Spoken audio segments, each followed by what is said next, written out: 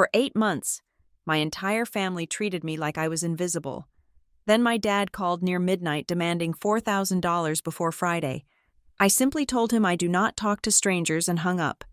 The next morning, a finance officer called about a $55,000 truck loan in my name. My blood ran cold realizing the identity thief was not a random criminal, but the very people who once called me family. My name is Maisie Stewart, and at 11:26 at night, the only thing holding me together was the smell of industrial-strength lemon floor cleaner, warring with the scent of hickory smoke embedded in my pores. I stood at the stainless steel counter of Hearth and Pine Smokehouse, watching the last of the soapy water swirl down the drain of the bar sink. My hands were raw, the skin around my knuckles dry and cracked despite the humidity of an Atlanta summer night waiting just outside the doors. It had been a double shift, the kind that starts with optimism and ends with a dull ache in the lower back that feels like a permanent condition. The restaurant was empty, finally silent save for the hum of the reach-in coolers and the rhythmic thump hiss of the dishwasher running its final cycle in the back. I wiped my hands on a towel that smelled of bleach and looked over at the booth nearest the server station. Lily was there, my 7-year-old anchor. She was curled into the corner of the vinyl seat, her legs tucked under her, large noise-canceling headphones swallowing half her face. She was coloring on the back of an old kids' menu, the wax crayons worn down to nubs. She wasn't swaying to music. Nothing was playing. She just wore them to dampen the world, to make the late nights at Mommy's work a little less overwhelming. She looked up as I tossed the towel into the hamper. Her eyes were wide, dark, and far too perceptive for a second grader. It was the look that asked, "Are we okay?" It was the look that killed me every single day. "Almost done, baby," I mouthed, forcing a smile that didn't quite reach my eyes. She nodded, returning to her drawing, a picture of a house. It was always a house. I reached for my phone on the counter to check the time again, calculating how long the drive back to our apartment would take, calculating how many hours of sleep Lily would get before I had to drag her up for school. The phone buzzed against the metal surface, a harsh, vibrating rattle that made me jump. I looked at the screen. The breath left my lungs in a sharp, painful rush. The world seemed to tilt on its axis, the smell of smoke and lemon fading into a sudden, cold vacuum. Dad. The 3 letters stared up at me, bright and demanding against the cracked screen protector. For 8 months, that screen had been silent. For 8 months, my phone had been a device for work emails, school notifications, and spam calls about car warranties. For 8 months, Gary and Marlene, my parents, had treated me and Lily like we had ceased to exist. No birthday cards, no Thanksgiving text, no Christmas call. We had been ghosted by my own blood because I had dared to set a boundary with my brother. Brandon. I stared at the vibrating phone. My thumb hovered over the red button. My instinct was to decline, to block, to run, but the old conditioning, the wiring installed in my brain since childhood, kicked in. Pick up. Whatever it is, you have to fix it. If they are calling, it must be an emergency. Someone must be dead. I swiped green. I brought the phone to my ear, my hand trembling slightly. "Hello?" My voice was tight, barely a whisper. There was no greeting. No, "Hi, Maisie." No, "How are you?" No, "I'm sorry we missed Lily's 7th birthday." "Key. Transmission is dead," my father's voice barked, rough like gravel in a blender. "I need $4,000 before Friday." The absurdity of it hit me so hard I almost laughed. The silence of nearly a year was broken not by an apology, but by an invoice. "Excuse me?" I asked, my voice gaining a little volume. "The truck," he said, impatient, as if we had been in the middle of a conversation 5 minutes ago instead of estranged for 2/3 of a year. "The transmission dropped out on the highway. Mechanic says it is a full rebuild. $4,000. I need you to wire it or bring cash. Don't write a check. It takes too long to clear." I looked over at Lily. She hadn't looked up, but her hand had stopped moving the crayon. She could sense the shift in the air pressure. I'm stepping outside, I said, more to myself than him. I walked to the back door, pushing past the heavy metal fire exit that led to the loading dock. The night air hit me like a wet towel, thick and hot, smelling of dumpster juice and exhaust.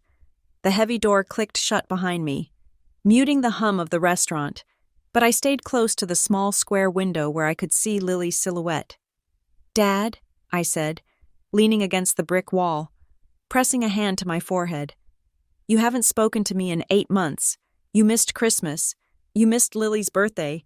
And you're calling me at 11:30 at night to ask for $4,000? Don't start with the drama. Maisie," he snapped, "I don't have time for your feelings right now. This is business. The truck is my livelihood. If the truck doesn't run, I don't work. If I don't work, your mother doesn't eat. Is that what you want?" The guilt trip. The classic weapon. It was rusty, but it still had a sharp edge. "I don't have $4,000 to give you," I said, keeping my voice steady. "Don't lie to me," he spat. "I saw the Facebook post. You bought the kid a laptop, a MacBook. You think I'm stupid? You're a manager now at that smokehouse. You're pulling in a salary. Don't tell me you're broke just because you're too cheap to help your family." My stomach turned. They hadn't called. They hadn't visited. But they were watching. They were stalking my social media, counting my pennies, calculating what they were owed. "That laptop is for her school," I said, my grip on the phone tightening until my knuckles turned white. "It was a refurbished model, and I saved for 6 months to get it. That is not your money. That is my daughter's education." "You always have an excuse," he said, his voice dropping to that low, disappointed tone that used to make me cry when I was 10. "You think you're better than us now? You think because you moved to Atlanta and got a little title on your name tag that you can look down on us?" "I don't look down on you," I said, fighting the urge to scream. "I just want to be left alone. You guys made that choice. You cut me off, remember? When I wouldn't let Brandon borrow my credit card again?" "You embarrassed your brother," Dad said, the volume rising again. "You made him look small. You owe this family after that stunt you pulled at the dealership last year. He had a deal lined up, and you walked away. You owe us." I closed my eyes. The memory of that day flashed in my mind. Brandon trying to guilt me into co-signing a lease for a car he couldn't afford. The salesman looking at me with pity. Me finally walking out while Brandon screamed at my back in the parking lot. That was the day the silence started. "I don't owe you anything," I said, my voice shaking, but clear. "I have rent. I have a child. I have an emergency fund that is for my emergencies.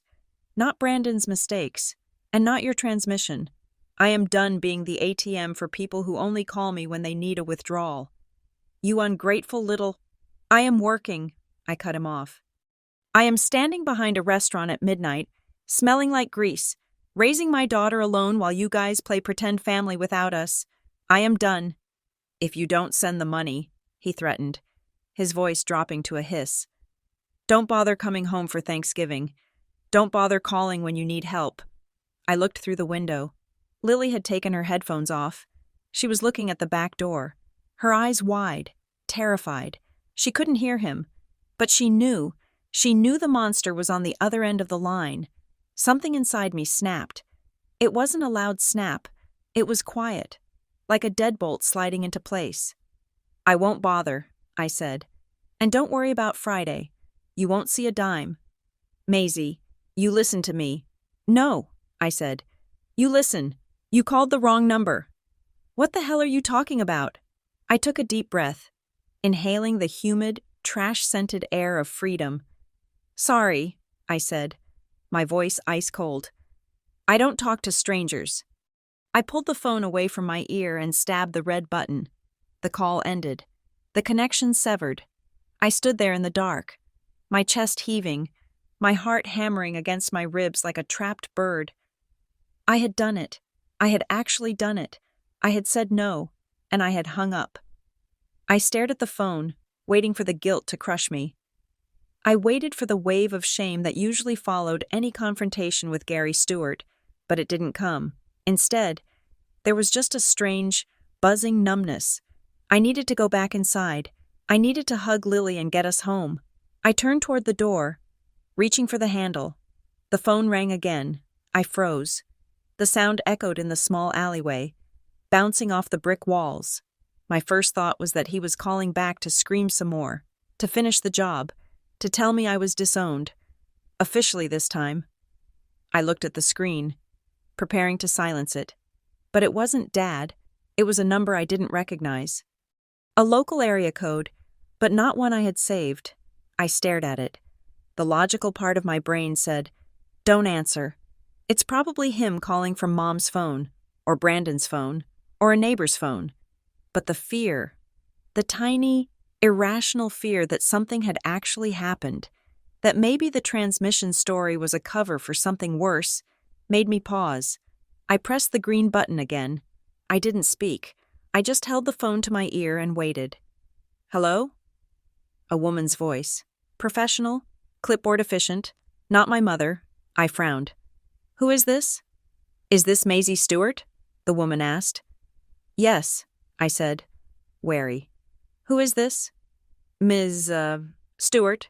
This is Angela from the finance department at Redline Parkway Autos. I apologize for the late call, but we have been trying to reach the primary number on file for the last 6 hours regarding the finalizing of the loan details." I blinked, confusion washing over me. "I'm sorry. You have the wrong number. I didn't buy a car." There was a pause on the other end, the sound of typing. "This is the number for Maisie Ellen Stewart, correct? Social ending in 4522? My stomach dropped. That was my social. "Yes," I whispered, "but I didn't buy a car." "Well, that is strange," Angela said, her tone shifting from polite to confused. "Because I have the paperwork right here in front of me, the loan for the $55,000 Ford F-250 truck. It was signed and processed this morning.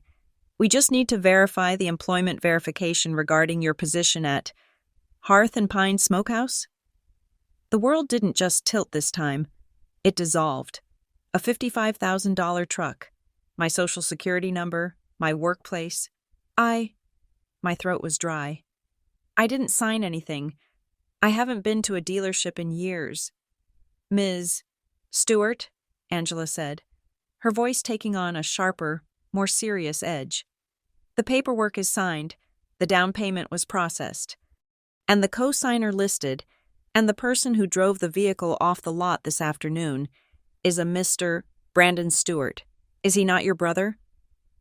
The name hung in the humid air between the dumpsters and the back door. Brandon. My father's demand for $4,000 suddenly made sense. It wasn't for a broken transmission. It wasn't a repair bill. It was the down payment, or the insurance, or the first month. They hadn't just asked for money. They had already spent it. "Ms. Stewart, are you there?" I looked through the window at Lily. She was coloring her house, oblivious to the fact that the roof had just been ripped off of ours. "Send it to me," I said, my voice sounding like it was coming from underwater. "Excuse me?" "The contract," I said, gripping the phone so hard I thought the screen might finally shatter. "Email me the contract, right now." "I can certainly forward a copy of the executed agreement," Angela said, "but we really need to confirm." "Send it," I snapped. "Now." I hung up. I stood in the alley, the smell of garbage and smoke choking me. My hands were shaking uncontrollably now, not from fear, not from sadness. I looked at the black screen of my phone. Sorry. I don't talk to strangers. The irony tasted like bile in my throat. I had refused to talk to the stranger on the phone, but the stranger had already walked into the dealership, worn my name like a costume, and signed my life away. And the worst part? The person who did it. The person who forged my name and drove away in a $55,000 truck. Wasn't a stranger at all. He was the one who used to carry Lily on his shoulders. He was the one I used to defend on the playground. My phone pinged. A notification. New email. Redline Parkway Autos. Loan agreement, documents attached. I didn't open it. Not yet. I couldn't open it here, in the dark. behind the restaurant. I turned and pulled the heavy metal door open. I walked back into the cool, sanitized air of the restaurant. I walked straight to the booth where my daughter sat. Lily looked up, pulling her headphones down around her neck. "Are we okay, Mom?" she asked, her voice small. I looked at her. I looked at the innocence in her eyes, the trust that I would keep the world safe and steady. "Pack up your colors, baby," I said, my voice steady, dangerously calm. "Are we going home?" "Yes," I said, grabbing my purse and the keys to my 10-year-old sedan that was actually paid for. "We're going home. Mommy has some reading to do."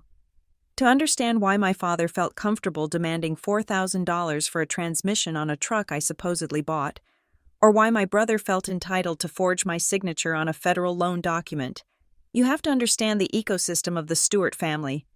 You have to understand that in their eyes, I am not Maisie Stewart, a 36-year-old single mother with a management job and an obsessive need for order. To them, I am simply the safety net. I am the backup generator that kicks in when the main power grid, my brother's ego, inevitably fails. I live my life by a very strict code of boring stability. My apartment in Atlanta is not large, but it is immaculate. My bills are set to autopay. My credit score is something I check every Tuesday morning with my coffee. Watching the number hover around 750 like a gardener watching a prize orchid. I treat that number with reverence because I know exactly what it feels like to have it destroyed. I know the humiliation of being denied a rental application for a one-bedroom apartment because a background check flagged me as a risk. I built my life, and Lily's life, on the foundation of never owing anyone a single dime. My brother, Brandon, is the opposite. Brandon is a man of grand, sweeping visions. He does not have jobs. He has ventures. He does not have hobbies. He has callings. At 32, he has been a potential real estate mogul, a cryptocurrency day trader, a custom sneaker designer, and a semi-professional poker player. Each season brings a new Brandon, and each new Brandon requires a new set of props, a new wardrobe, and, inevitably, a new infusion of capital. And our parents, Gary and Marlene, sitting down in their paid-off ranch house in Columbus, Georgia, are his biggest investors, or rather, they are the ones who mandate that I become the investor. Their parenting philosophy can be summed up in one sentence that has been drilled into my skull since I was old enough to walk.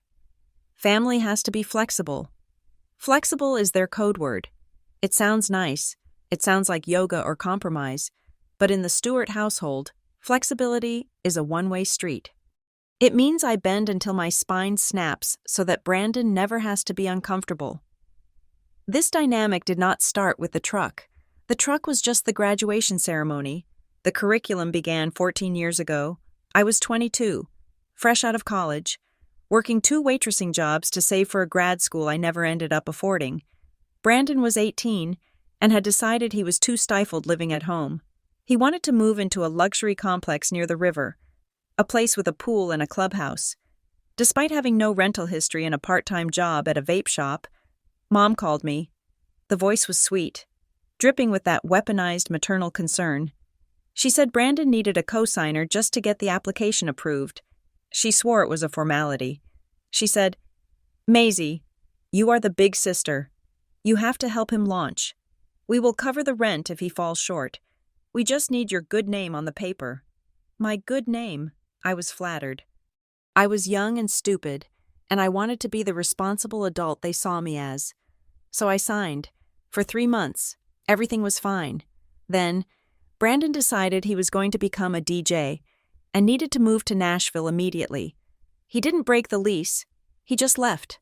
He stopped paying. He left the apartment full of trash, empty pizza boxes, and a stained mattress. He didn't tell the leasing office. He didn't tell me. I found out when a collection agency called me at work.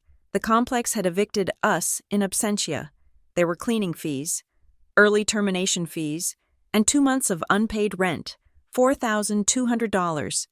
When I called home, shaking with panic, Dad didn't apologize. He said, "Well, Maisie, you should have been checking on him. You know how he gets. He is an artist. They didn't pay it. They said they were cash poor at the moment because they had just helped Brandon with his move to Nashville. I spent the next 2 years paying off that debt. Every single month writing a check that meant I couldn't buy new clothes, couldn't go out with friends, couldn't save. That was the first time my credit score tanked. That was the first time I learned that my signature was not my own. It was a community asset. You would think I would have learned, but abuse, especially financial abuse wrapped in the flag of family loyalty, is a slow conditioning process. When I was 28, Brandon returned from Nashville, defeated but not humbled. He had a new dream. He was going to start a high-end landscaping business. He had the logo, he had the truck decal, but he didn't have the equipment. We were at Home Depot. I was there buying paint for a nursery because I was 6 months pregnant with Lily. Brandon was filling a cart with professional-grade hedge trimmers, leaf blowers, and a zero-turn mower. When we got to the register, his card declined. He looked at me. The cashier looked at me. The line of people behind us sighed. "Sis," he said, giving me that boyish grin that used to work on everyone. "The bank flagged my card because of the big purchase. I'll transfer it to you as soon as we get to the car. Just put it on yours for now so we don't hold everyone up." It was $2,800. I hesitated. My hand hovered over my purse. "Come on, Maisie," he whispered. "Don't embarrass me. This is my start. This is for my future." I swiped my card. We got to the car. He didn't transfer the money. He said the app was down. Then he said he needed to do one job first to get the cash flow moving. Then he stopped answering my texts. I ended up carrying that balance for a year. I paid the interest. I paid the principal. And when I brought it up at Thanksgiving, Mom sighed and put a hand on my shoulder. "Maisie, why are you always counting pennies? Your brother is trying to build something. You have a steady job. Be flexible." That was the moment the switch flipped. That was when I stopped being a sister and started being a forensic accountant. I realized that in the Stewart house. History is fluid. Facts are optional. If I said, "Brandon owes me $3,000, they would rewrite the narrative to, "Maisie is greedy and hates her brother." So, I started keeping receipts. Literally, I bought a scanner. I created a digital filing system. Every time I bought groceries for a family barbecue, I scanned the receipt. Every time I filled Dad's gas tank because he forgot his wallet, I logged the date, time, and amount in a spreadsheet. I saved every text message where they promised to pay me back. I screenshot every Venmo request that went ignored. I became a librarian of my own exploitation. I didn't use the data to confront them. I knew that was useless, but I used it to safeguard my sanity. I needed to look at those spreadsheets to remind myself that I wasn't crazy, that I wasn't cheap, and that I was actually the one subsidizing their lifestyle. When Lily was born, the dynamic shifted, but not in a good way. I was a single mother. I was terrified. I needed a village, and my parents were the only village I had. I fell into the trap of thinking that a grandchild would change them.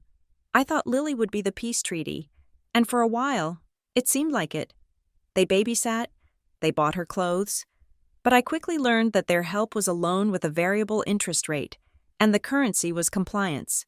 If I didn't come to Sunday dinner, Mom would say, "After all we do for Lily, you can't spare 2 hours?"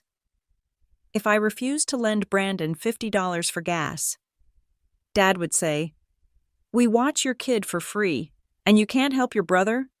Is that how we raised you?" They weaponized my daughter. They knew my greatest fear was Lily growing up thinking she was unloved by her grandparents. They knew I wanted her to have a big, happy family. Brandon, especially, knew this. He knew I was terrified of conflict. He knew I would pay a premium for peace. He knew that if he pushed me into a corner, I would usually open my wallet just to make the yelling stop, just to keep the tension out of the air so Lily wouldn't feel it. He saw my solvency not as my achievement, but as his reserve fund. He looked at my manager's salary and saw surplus. He looked at my clean credit score and saw wasted potential. So, when the opportunity for the truck came up, they didn't ask me. Why would they? Asking implies the possibility of a no in their minds. No was not an option for Maisie. Maisie is the fixer. Maisie is the one who cleans up the mess. Maisie is the one who grumbles but eventually signs the check because she loves the family. They must have sat around the kitchen table in Columbus, Brandon, Mom, and Dad, and discussed it like a logistics problem. She will whine about it, Brandon probably said. She will be dramatic, Mom would have agreed. But she will do it. She knows how much you need this truck for your hauling business. We just won't tell her until it is done, Dad likely decided, the pragmatist of the group. If we ask, she will want to read the contract. She will want to ask questions. Just get the paperwork. Sign it for her, and we will tell her later. Once she sees the truck, once she sees Brandon working, she will get over it. Family always forgives. They truly believe that. They believe that forging my signature was just a shortcut to the inevitable outcome where I saved the day. They didn't see it as a crime. They saw it as administrative efficiency. They banked on my history of surrender. They banked on my fear of losing them. They banked on the fact that for 36 years, I had been trained to set myself on fire to keep them warm. But they forgot one thing. They forgot that I had spent the last 8 years managing a restaurant. They forgot that I deal with health inspectors, liquor license boards, and tax auditors. They forgot that while they were playing make-believe with money, I was learning the brutal reality of documentation. And most importantly, they forgot that I wasn't just a daughter or a sister anymore. I was a mother. And the lioness protects her cub not just from wolves, but from the parasites living in her own den. So when they signed Maisie Stewart on that dotted line, they weren't signing the name of the girl who paid for the apartment at 22. They were signing the name of a woman who had a file on her laptop named Evidence and who was finally desperately ready to use it. They thought they were drafting a loan. What they were actually drafting was a declaration of war. It all started with a text message that was less of an invitation and more of a summons. It was a Sunday afternoon, exactly 8 months before the phone call about the transmission. When my phone buzzed on the kitchen counter, I was chopping carrots for a stew I intended to freeze for the week's lunches. The screen lit up with Marlene's name. The message was 4 words long. Dinner. Don't be difficult. My mother has a gift for brevity that manages to convey decades of passive aggression. Don't be difficult was her preemptive strike. It meant she knew she was about to ask for something unreasonable, and if I reacted with anything other than enthusiastic compliance. The problem was my attitude, not her request. I should have stayed home. I should have told them Lily had a fever or that my car wouldn't start. But the conditioning runs deep. When the matriarch summons, the satellite planets align. I packed Lily into her booster seat, put on a blouse that looked respectable enough for church, even though we hadn't gone, and drove the 90 minutes south to Columbus. As I turned into the gravel driveway of my parents' house, the first thing I saw was the bait. It was parked right in the center of the yard, crushing a patch of Mom's prize-winning hydrangeas, but she clearly didn't mind. It was a truck, a Ford F-250 Super Duty, black paint gleaming under the Georgia sun, chrome bumper shining like a set of freshly whitened teeth. It was a monster of a vehicle, lifted high enough that you would need a stepladder to get into the cab, and on the door, stuck on with a magnet that was already starting to peel at the corner, was a logo printed on cheap white vinyl, Brandon's Logistics and Transport. I gripped the steering wheel tighter. There was no Brandon's Logistics. There was just Brandon, who had lost his job at the vape shop 3 weeks prior because he refused to work opening shifts. "Wow," Lily said from the back seat, peering out the window. "Uncle Brandon got a monster truck." "It looks like it," I said, keeping my voice neutral. We went inside. The house smelled of pot roast and furniture polish, the scent of a stage being set. Mom was in the kitchen, wearing her good apron. Dad was sitting in his recliner. But the television was off. Brandon was at the dining room table, scrolling on his phone, looking nervous.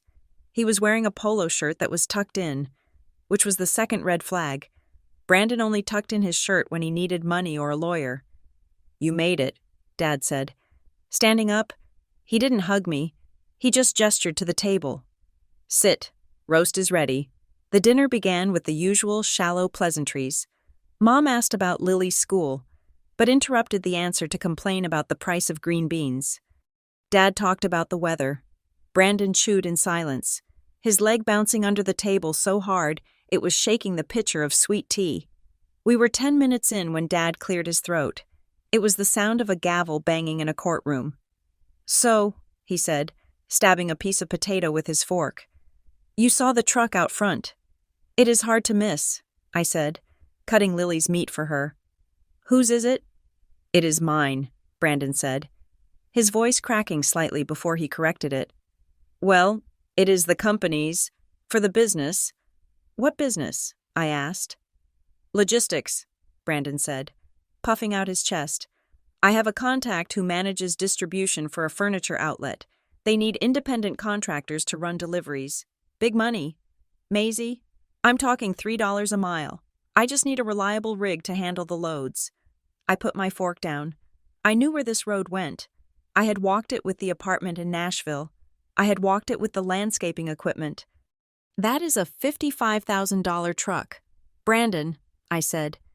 "At least 54.9, he corrected quickly. "Used, low miles. It is a steal." "And how are you paying for a $54,000 truck when you are currently between jobs?" I asked. The air in the room temperature dropped 10 degrees. "This is an investment," Dad said, leaning forward. "You have to spend money to make money. We are helping him with the down payment. We have that covered." "Okay," I said, picking up my water glass. "That is great. If you guys can cover it, good for you. I hope the business works out." I took a sip, trying to signal that I considered the topic closed. Brandon looked at Mom. Mom looked at Dad.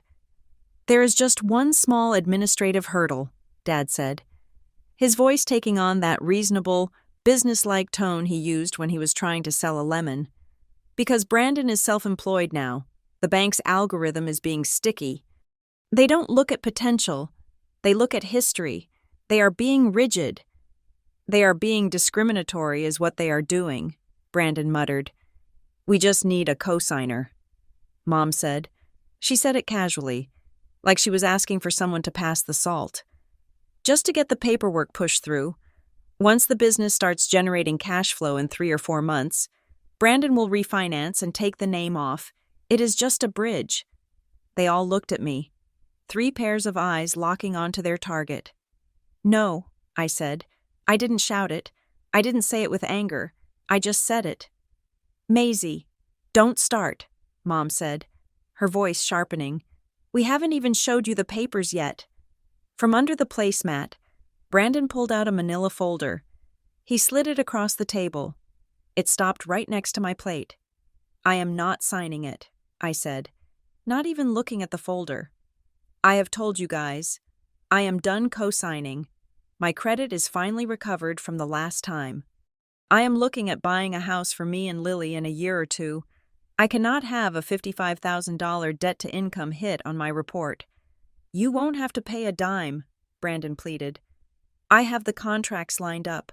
I will make the payments. I swear on my life." "You swore on your life about the apartment," I reminded him. "You swore on your life about the lawnmowers." "That was different," he snapped. "I was a kid then. I am 32 now. Why do you always bring up old stuff?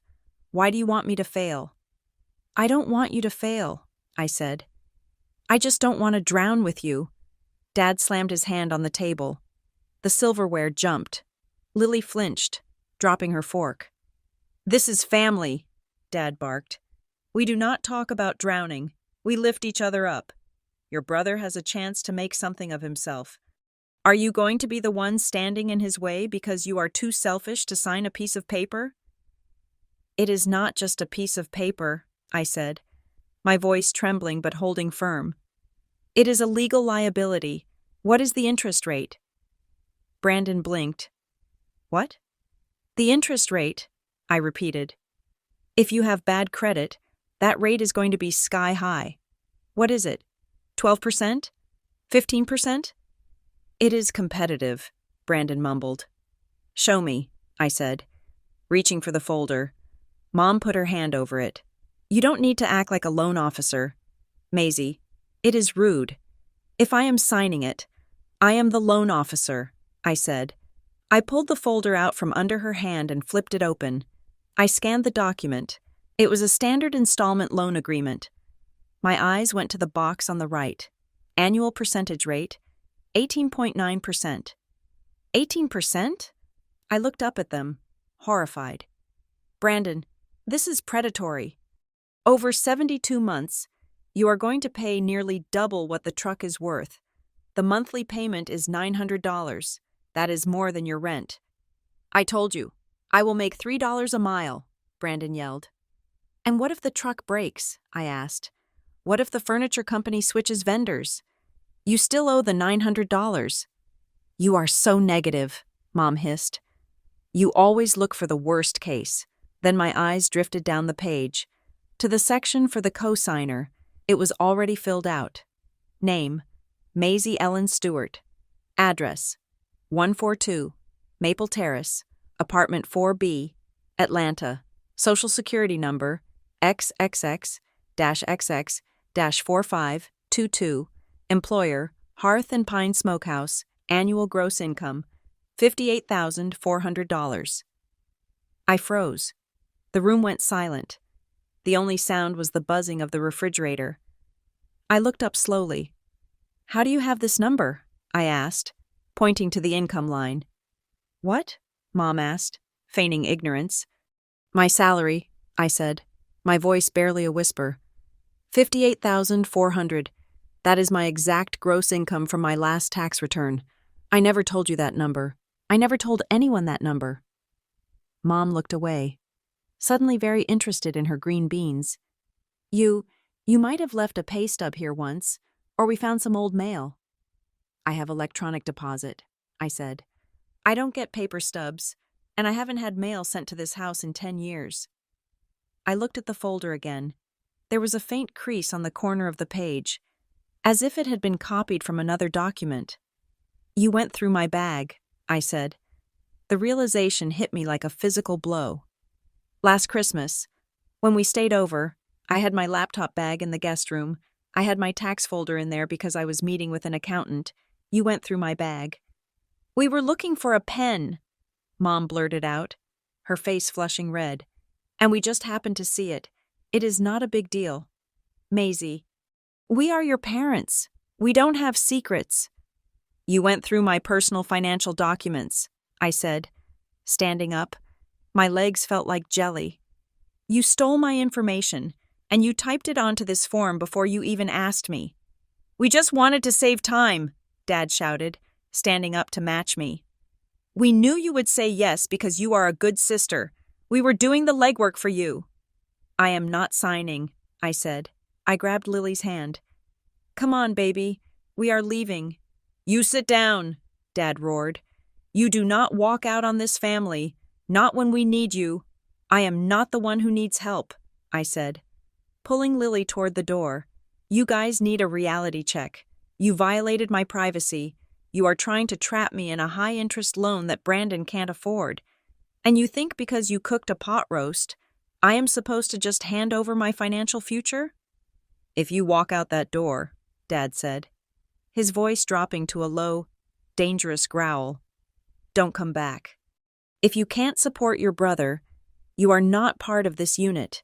You are choosing to be a stranger. I stopped at the door. I looked back at them.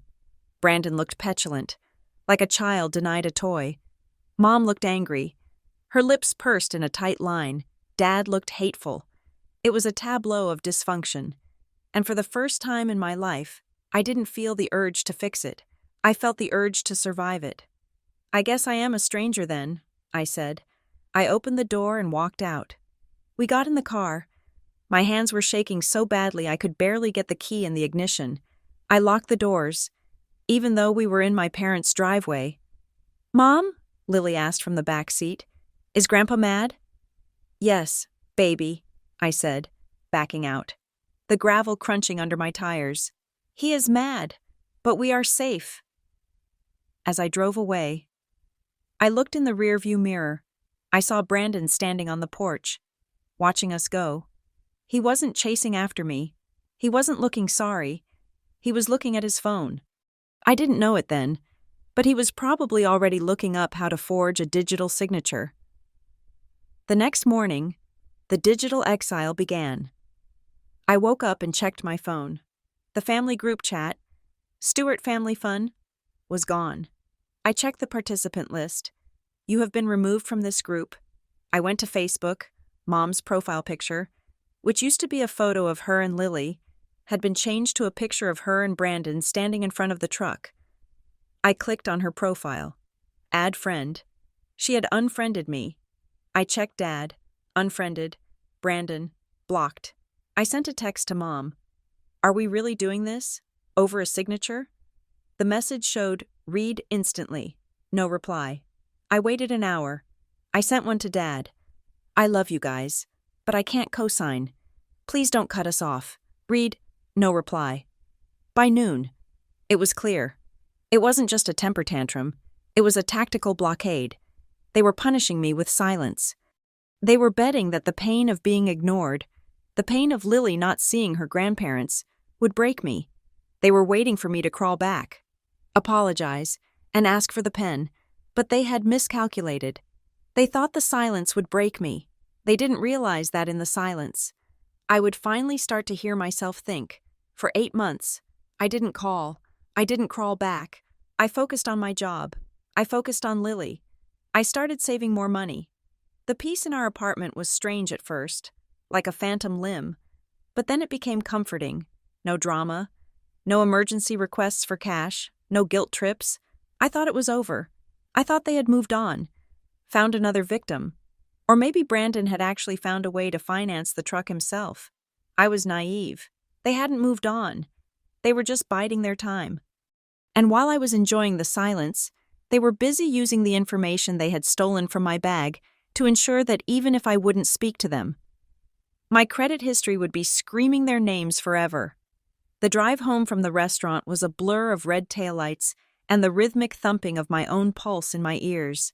I had told Angela from Redline Parkway Autos to email me the documents, and she had complied with terrifying speed. My phone had chirped with the notification before I even put the key in the ignition. But I refused to look at it while driving. I knew that if I looked at that screen while piloting a 2-ton vehicle on the interstate, I would likely wrap my car around a telephone pole. When we finally walked through the door of our apartment, the silence that greeted us felt different. Usually, our home was a sanctuary, a quiet fortress against the chaos of the world. Tonight, it felt like a crime scene that just hadn't been taped off yet. Go wash up and get your pajamas on, Lily, I said, my voice sounding hollow and metallic, like it was coming from a tin can. Lily looked at me, sensing the tension radiating off me like heat from pavement. Are you going to work on the computer? Yes, I said. Just for a little bit. I have to check something. She nodded and went to her room. I stood in the hallway behind the kitchen, leaning against the wall, watching her through the open door. She sat on the edge of her bed, humming a quiet tune, struggling to untie the double knot in her sneaker. It was such a mundane, innocent struggle. She was safe. She was warm. She had no idea that beneath the floorboards of our stable life, a bomb had just been detonated. I walked to the kitchen island and opened my laptop. My hands were trembling so badly that I mistyped my password twice. When the desktop finally loaded, I went straight to my email. There it was. The subject line was innocuous, almost cheerful. Copy of executed loan agreement, Stewart. I clicked it. The email body was standard corporate boilerplate, thanking me for my business and welcoming me to the Redline family. Attached was a single PDF file named final_contract_signed.pdf. I took a deep breath, the kind you take before diving into freezing water, and double-clicked the file. The document opened. For a moment, I just stared at the header. It was a standard motor vehicle installment sale contract. The logo of the dealership was in the top left corner, and there, in the box labeled Buyer, was the name Brandon Tyler Stewart. In the box, right next to it, labeled Co-Buyer, was my name. Maisie Ellen Stewart. My eyes scanned down the page, past the vehicle identification number, past the mileage, past the horrifying sale price of $55,900. I forced myself to look at the numbers. They were written in black and white, legally binding and suffocating. Amount financed, $51,000. Annual percentage rate, 18.9%. Total sale. Price including interest, $89,400. I felt bile rise in my throat. $89,000. They had signed me up for a debt that was nearly double my annual salary, but the real horror was at the bottom of page 4. I scrolled down to the signature block. My heart stopped. There was a signature above the line printed Maisie Stewart. It wasn't a digital font. It wasn't a generic cursive placeholder. It was a scrawl. It was a jagged, looped signature that looked terrifyingly familiar. I leaned closer to the screen, my nose almost touching the pixels. It was my signature, or at least, it was a very good performance of it. The capital M had the sharp peak I always used. The S in Stewart looped back on itself exactly the way I did it. To a stranger, to a bank teller, even to me at a quick glance, it looked authentic, but I looked closer. The tail of the Y was too long. The dot on the I was a slash, not a point. I don't slash my eyes. I haven't slashed my eyes since high school. It was a forgery. But it wasn't just a forgery. It was a mimicry. Someone had practiced this. Someone had studied how I write my name. The realization made my skin crawl. This wasn't a spur-of-the-moment decision at the dealership desk. This was premeditated. Brandon had sat somewhere with a piece of paper and a pen, training his hand to become mine. I closed the PDF for a second, needing to breathe. I felt violated in a way that was hard to describe. It wasn't just money. It was my identity. It was my name. The one thing that belonged only to me, being used to shackle me to a rust bucket truck in Columbus. I needed to see the damage. I opened a new tab and typed in the address for the credit monitoring service I used. I usually only checked this once a week, on Tuesdays. Today was Monday. I logged in. The dashboard loaded, and a bright red arrow pointed downward. Your score has dropped. I clicked on the details. The number had plummeted. It had dropped 42 points in a single day. I scrolled down to the new accounts section. There it was. Redline Parkway Autos, Auto Loan, open today. But right below it, there was another alert, another new account. Columbus Regional Credit Union, personal line of credit, open today. Balance, $4,000. I stared at the screen, confusion warring with rage. A personal line of credit? I hadn't authorized that. Why would I have a personal line of credit? And then the pieces clicked together. The puzzle solved itself in a sickening snap. The transmission call. Dad had called demanding $4,000 for a transmission. The truck loan required a down payment. I looked back at the PDF contract. Cash down payment. $4,000. They didn't have the cash. Brandon didn't have the money. Mom and Dad didn't have the liquid cash, or didn't want to spend it, so they had opened a second loan. They had used my information. My social security number, my date of birth, my employment history, to open a quick, high-interest personal line of credit in my name at a local credit union. Then, they withdrew that cash and used it as the down payment for the truck loan, which was also in my name.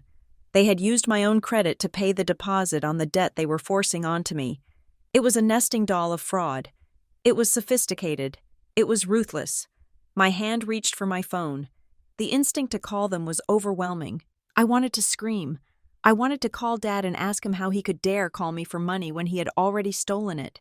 I wanted to call Brandon and threaten to drive down there and tear that truck apart with my bare hands. My thumb hovered over Dad in my contacts. Then I stopped. I looked at the darkened kitchen. I listened to the sound of the refrigerator compressor humming. In the Stewart family, the person who yells the loudest wins the argument. If I called now, I would be hysterical. I would be the crazy daughter. Dad would gaslight me. He would say I misunderstood. He would say it was a glitch. He would say, "We were just testing the system. or some other nonsense. He would talk over me until I was exhausted, and then he would hang up, leaving me with nothing but high blood pressure. No. I put the phone down on the island, face down. I didn't need a confrontation. I needed an autopsy. I needed to dissect this crime until there was nowhere for them to hide.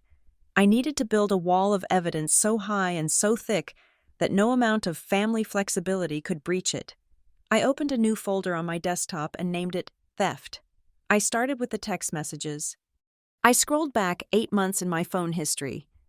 It took a long time to scroll past the silence, past the empty space where a relationship should have been. I found the text from the day after the dinner. Me. I love you guys, but I can't co-sign. Please don't cut us off. Me. Brandon. Please understand. I cannot take on that debt. I took screenshots. I captured the dates. I captured the timestamps. These proved that I had explicitly, in writing, refused to be a party to this transaction. I went to my call log. I screenshotted the incoming call from Dad at 11:26 at night. I screenshotted the call from the finance department immediately after. Then I went back to the PDF.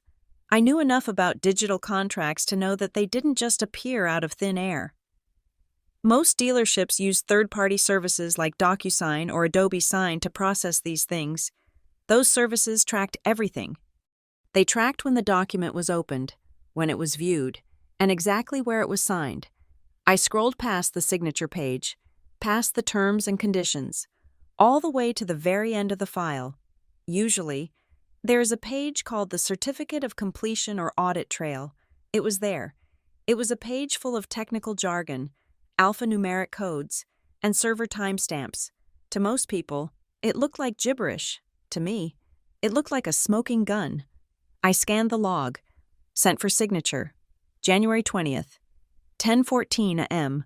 Viewed by Brandon Stewart. January 20th. 10:16 a.m. Viewed by Maisie Stewart. January 20th. 10:17 a.m. I looked at the time. 10:17 in the morning. At 10:17 this morning, I was in a manager's meeting at the restaurant discussing brisket pricing. My phone was in my locker. My laptop was closed. I had not viewed anything. I looked at the next line. Signed by Maisie Stewart. January 20th. 10:22 m. I zoomed in on the details regarding the signer identity. The software recorded the IP address and the device name of the hardware used to apply the signature. This is a security feature meant to protect banks, but today, it was going to protect me. IP address 68.4.2.1, 1.9. I didn't recognize the numbers, but I recognized the location tag next to it, Columbus, Georgia, and then, the line below it, device name, Marlene's iPad, 5th generation. I stopped breathing. The room seemed to spin. I gripped the edge of the granite counter to keep from falling over. Marlene's iPad. My mother's iPad. The one she used to look up recipes. The one she used to play solitaire. The one she used to FaceTime Lily on her birthdays. It wasn't just Brandon. I had imagined Brandon doing this alone.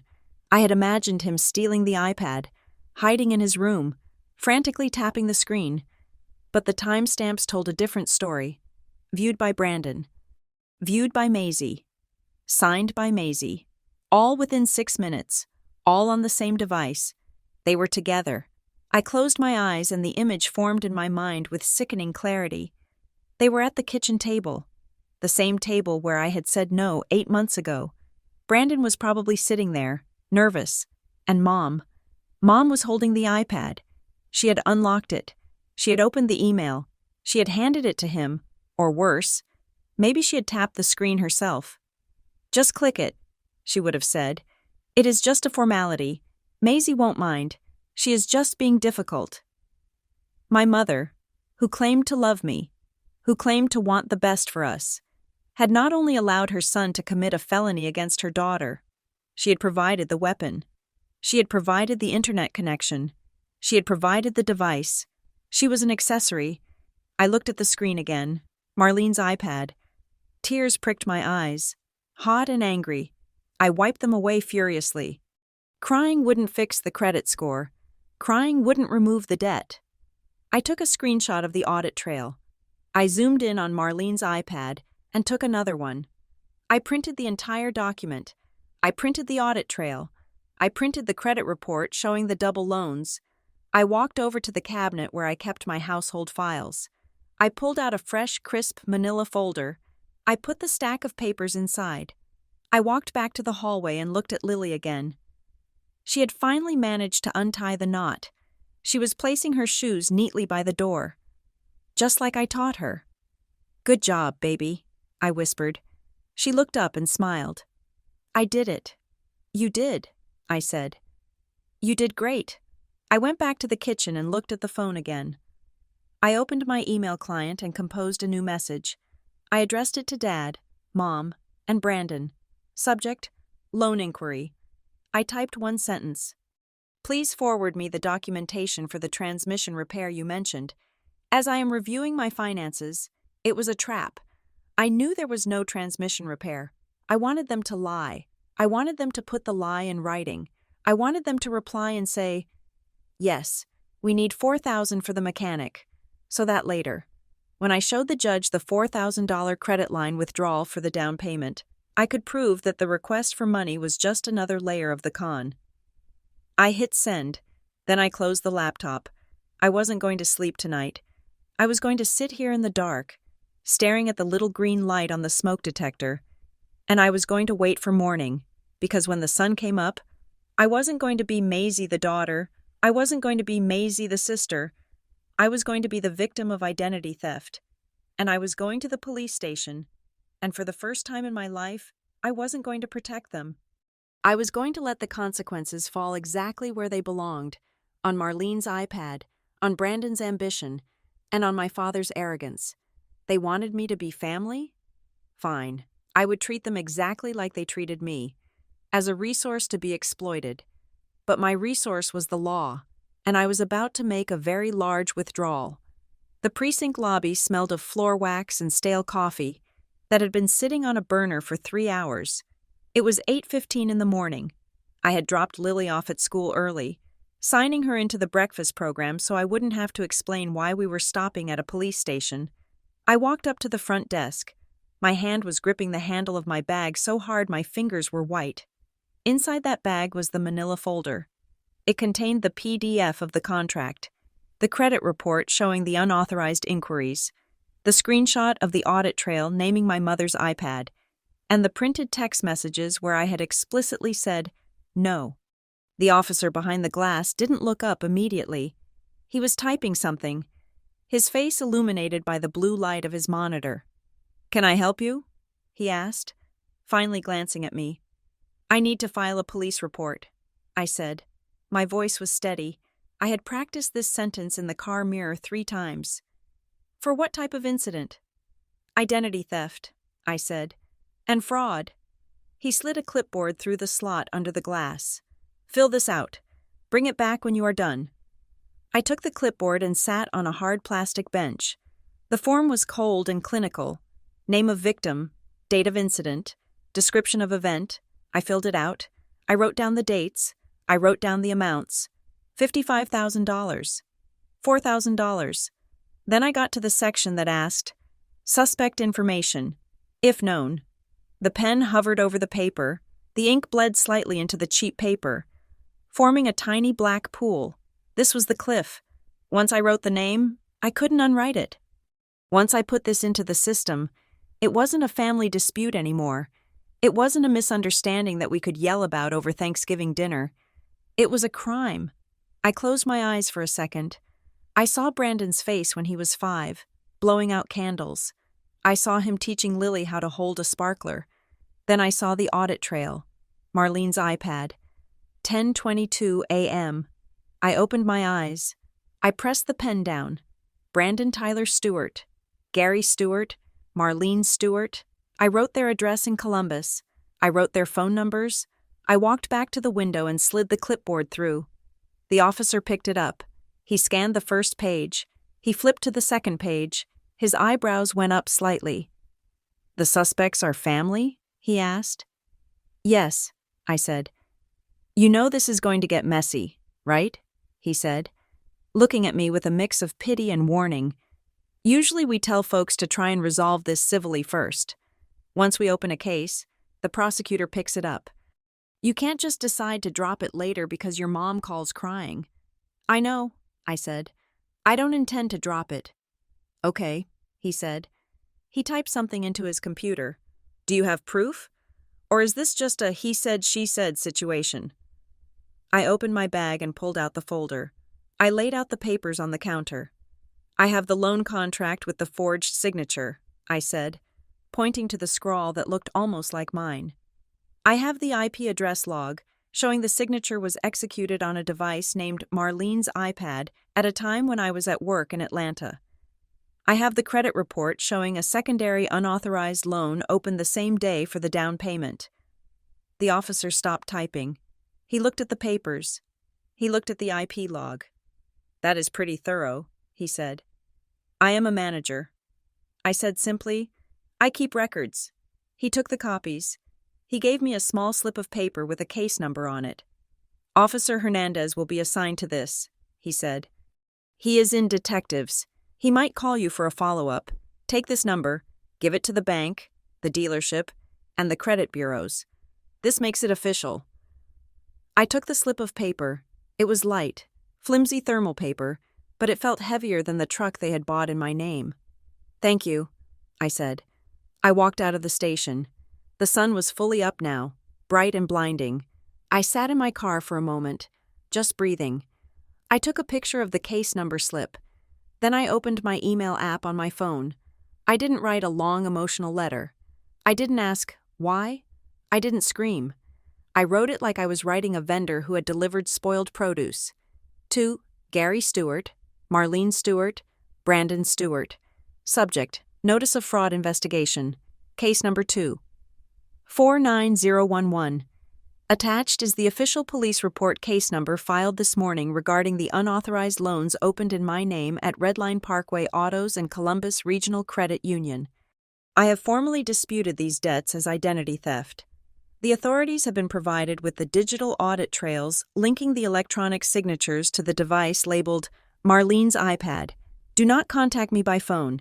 Any future communication must be in writing via this email address so that it can be documented for the investigation. Maisie, I hit send.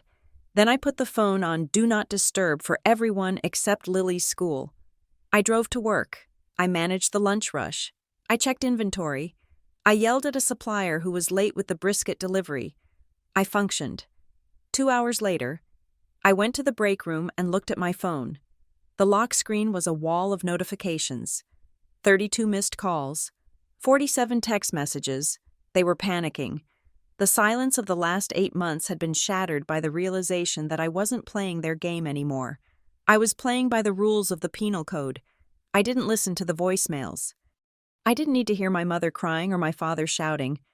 I scrolled through the text preview. Mom. Maisie, pick up. Are you insane? You called the police? Dad. You ungrateful brat. Withdraw that report right now. You are going to get your brother arrested. Brandon. Sis, please, it was a mistake. I was going to tell you. Don't do this. Then, the tone shifted. As the minutes passed and I didn't reply, the fear turned into rage. Brandon. You are ruining my life. I have a business to run.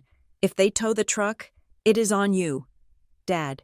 You are dead to us. You hear me? Don't ever come back to Columbus. Brandon. You think you are so perfect? I will tell everyone you approved it and then changed your mind. You are a liar. Brandon. You are destroying my future.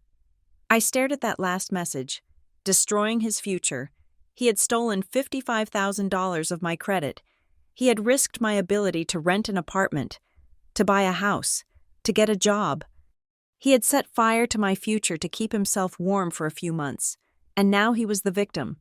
I didn't reply. I took screenshots, every single text, every threat, every plea. I uploaded them all to the theft folder. Then I began the lockdown. I called the 3 credit bureaus. I placed a freeze on my Social Security number. I added a fraud alert that required a phone call to me personally before any new credit could be extended. I changed my email passwords. I changed my banking passwords. I set up two-factor authentication on everything, linking it to an authenticator app. Not just my phone number, just in case they tried to SIM swap me. Then came the hardest part. I left work early and drove to Lily's school. I walked into the front office. The secretary, Mrs. Gable, smiled at me. She knew me. She knew Lily. She knew my parents, who had come to Grandparents' Day last year. "Hi, Maisie," she said.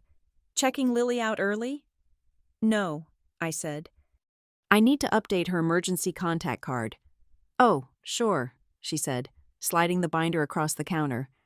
I opened it to Lily's page. There they were: Gary Stewart, grandfather; Marlene Stewart, grandmother; Brandon Stewart, uncle. They were listed as authorized for pickup. My hand shook. This wasn't about money. This was about access. This was about admitting that the people who raised me were no longer safe people for my daughter to be around. If they could steal my identity, what else would they feel entitled to? Would they pick her up to guilt-trip me? Would they use her as a pawn? I took the pen. I drew a thick black line through Gary Stewart. I drew a line through Marlene Stewart. I drew a line through Brandon Stewart. I need to remove them. I told Mrs. Gable, permanently, under no circumstances is Lily to be released to any of these three people. If they show up, I need you to call me immediately, and if they refuse to leave, I need you to call the police. Mrs. Gable's smile faded. She looked at my face, saw the exhaustion and the resolve in my eyes. She didn't ask questions. She saw the civil protective order pending in my eyes. "I will put a flag in the computer right now," she said softly, "and I will alert the security guard." "Thank you," I said.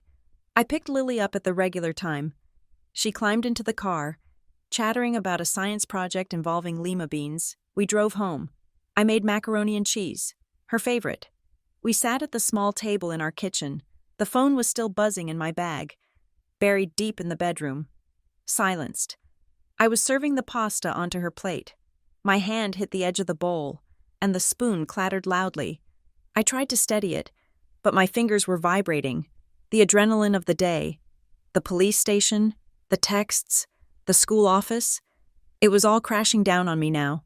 Lily stopped eating. She looked at my hand, then up at my face. "Mom?" she asked quietly. "Why are your hands shaking?"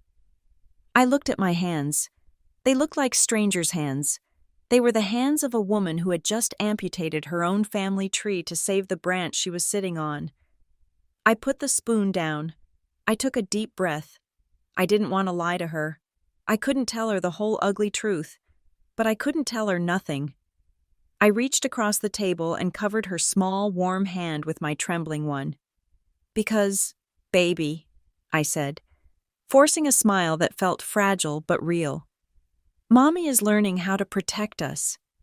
"Protect us from what?" she asked. "From bad things," I said. "And sometimes, learning to do it the right way. It takes a lot of energy, but I am okay. We are okay." She looked at me for a long moment, studying my face with those dark eyes that saw too much. Then she nodded. "Okay," she said. "I can open the cheese packet if you want." I laughed. It was a watery, weak laugh, but it was real. "Yes," I said. "You open the cheese packet." I watched her tear open the powdered cheese. I knew the war wasn't over. The police report was just the opening shot. They would come back. They would fight dirty. They would try to destroy me before I could destroy their delusion. But as I sat there, watching the orange powder mix with the pasta, I knew one thing for sure. I wasn't Maisie the doormat anymore. I was Maisie the plaintiff, and I was ready for discovery. The silence I had fought so hard to establish lasted exactly 4 hours. It was 10:40 at night. Lily was asleep, or at least pretending to be, her breathing steady in the room down the hall. I was sitting on the living room floor, surrounded by piles of paperwork, my lease, my bank statements, my birth certificate, trying to organize a defense for a war I hadn't asked for. Then, the world exploded. It wasn't a knock. A knock is a request. This was a demand. It was a rhythmic, heavy thudding against the front door that shook the cheap drywall of the entryway. Bam, bam, bam. I froze. The folder in my hand slipped to the carpet.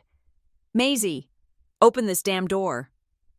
The voice was muffled by the wood, but it was unmistakable. It was the voice that had told me to sit up straight at dinner. It was the voice that had told me I was too sensitive. It was the voice of Gary Stewart, my father. He had driven the 90 minutes from Columbus. He hadn't called.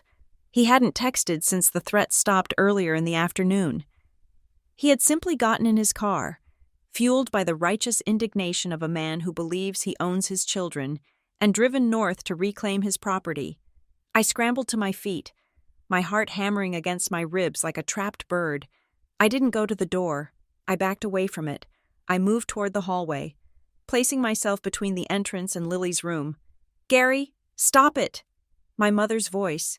She was there too. Of course she was. She was the getaway driver. No! Dad roared, and the door shook again, harder this time. I saw the deadbolt shudder in the frame. She thinks she can call the cops on her own flesh and blood? Open the door. Maisie, you get out here and look me in the face. I pulled my phone from my pocket. My hands were shaking, but my mind was icy, detached. I didn't dial 911 yet. I opened the voice memo app and hit the big red button. I crept closer, standing just out of the line of sight of the peephole. Phone held up like a shield. I know you are in there, he screamed. I see the lights. You are a coward. Maisie, a coward. I raised you better than this. I put clothes on your back. I put food in your mouth. And this is how you pay me back? By trying to put your brother in jail? I put food in your mouth. The words hung in the air, heavy and rancid. He wasn't talking about love. He was talking about investment. He was reading me a bill. In his mind, the macaroni and cheese I ate when I was 5 years old was a loan, and my silence regarding the fraud was the interest payment. I looked back toward the hallway. Lily was standing there. She wasn't asleep. She was clutching her stuffed rabbit, her eyes wide and dark in the shadows. She looked terrified. I put a finger to my lips. Shh. She nodded and shrank back, ducking behind the arm of the beige sofa, making herself small. My heart broke into 1,000 jagged pieces. A grandfather should be a source of candy and hugs, not the monster causing his granddaughter to hide behind furniture in her own home. Maisie! The pounding stopped, replaced by the sound of a heavy kick. You are ruining this family. Over money? Over a stupid signature? You are selfish. You have always been selfish. I heard a door open down the hall, then another. Hey! A voice from the hallway outside. It was Mr. Henderson from apartment 4B. He was a large man who worked night security at the mall. Keep it down. People are sleeping. Mind your business, Dad snapped back. I am talking to my daughter. You are kicking the door in, Mr. Henderson said, his voice dropping an octave. I am calling the police. There was a pause. The silence stretched, tense and vibrating. Gary, let's go, Mom hissed. Gary, please. The neighbors. I am not leaving until she... Sir. Mr. Henderson said, I have you on my ring camera. You and the lady, you have 5 seconds to get off this landing before I show the footage to the officers who are already on their way. I held my breath. I watched the door handle. It jiggled one last time, a final, impotent attempt at control. You are dead to me, Maisie, Dad said. He didn't scream it. He said it with a cold, low finality that carried through the wood clearer than the shouting had. Don't you dare come crawling back when you fail. Because you will fail. You always do. Then, footsteps, heavy, angry footsteps retreating down the concrete stairs. Then the lighter, quicker steps of my mother following him. I waited until I heard the heavy metal door of the building lobby slam shut 3 floors down. I stopped the recording. I sank to the floor, my back against the wall, sliding down until I hit the carpet. I let out a breath that felt like it had been held for 20 years. Lily crawled out from behind the sofa. She didn't say a word. She just walked over and climbed into my lap, burying her face in my neck. I wrapped my arms around her, rocking her back and forth in the dimly lit hallway. "They are gone," I whispered into her hair. "They are gone." But they weren't gone. I knew that. They had just retreated to regroup. The next morning, the assault shifted fronts. I arrived at Hearth and Pine Smokehouse at 9 a.m., eyes gritty from lack of sleep. I had spent the night watching the door, terrified they would come back with a locksmith or a crowbar. As soon as I walked in, the atmosphere was wrong. Usually, the morning prep crew would greet me with jokes or complaints about the closing shift. Today, the kitchen was quiet. The line cooks kept their heads down. The hostess, a sweet college student named Sarah, looked at me with wide, uncomfortable eyes and quickly looked away. "Maisie," a voice called from the office. It was Elias, the general manager. He was a good man, fair but strict, the kind of guy who cared about food cost percentages and health scores above all else. "In my office, please." I walked in. He didn't gesture for me to sit. He was standing behind his desk, holding a printed email. "We got a call this morning," Elias said, his face grim. "And an email to the corporate complaint line." My stomach dropped. "Regarding what?" "Regarding you," he said. The caller claimed to be a concerned customer. "They said that last week. They saw you writing down credit card numbers from guest checks onto a personal notepad. They said you looked manic and unstable. They claimed you were rude to their children and smelled like alcohol." I stared at him. The room seemed to tilt. It was a smear campaign. They couldn't get the truck loan validated. So they were going for the jugular. They were going for my paycheck. If I lost my job, I lost my apartment. If I lost my apartment, I would have nowhere to go. They were trying to bomb my life back to the Stone Age, so I would have to crawl into their cave for shelter. "Elias," I said, my voice shaking with rage. "You know me. I have worked here for 4 years. I have managed the cash drops. I have handled the safe. Have I ever was short a penny?" "No," he admitted, looking at the paper. "But Maisie, the accusations, stealing data, mental instability, corporate takes this stuff seriously. They want me to suspend you pending an investigation." "Who was the customer?" I asked. "Did they give a name?" "They said they wanted to remain anonymous for fear of retribution," he said. "But the email address—" He squinted at the paper. It was something generic. justiceforconsumers@gmail.com. I laughed. It was a dry, bitter sound. "Justice," I said. "That sounds like Brandon." I reached into my bag. I didn't pull out a defense. I pulled out the offense. I placed the manila folder on his desk. "Elias, I am going to show you something," I said. "And I need you to trust me." I opened the folder. I laid out the police report I had filed 24 hours ago. I laid out the credit report showing the $55,000 fraud. "Yesterday morning, I filed a criminal report against my father and brother for identity theft," I said. "They forged my signature on a truck loan. When I refused to drop the charges, my father drove to my apartment last night and tried to kick down my door." I pulled out my phone. I didn't ask for permission. I played the video.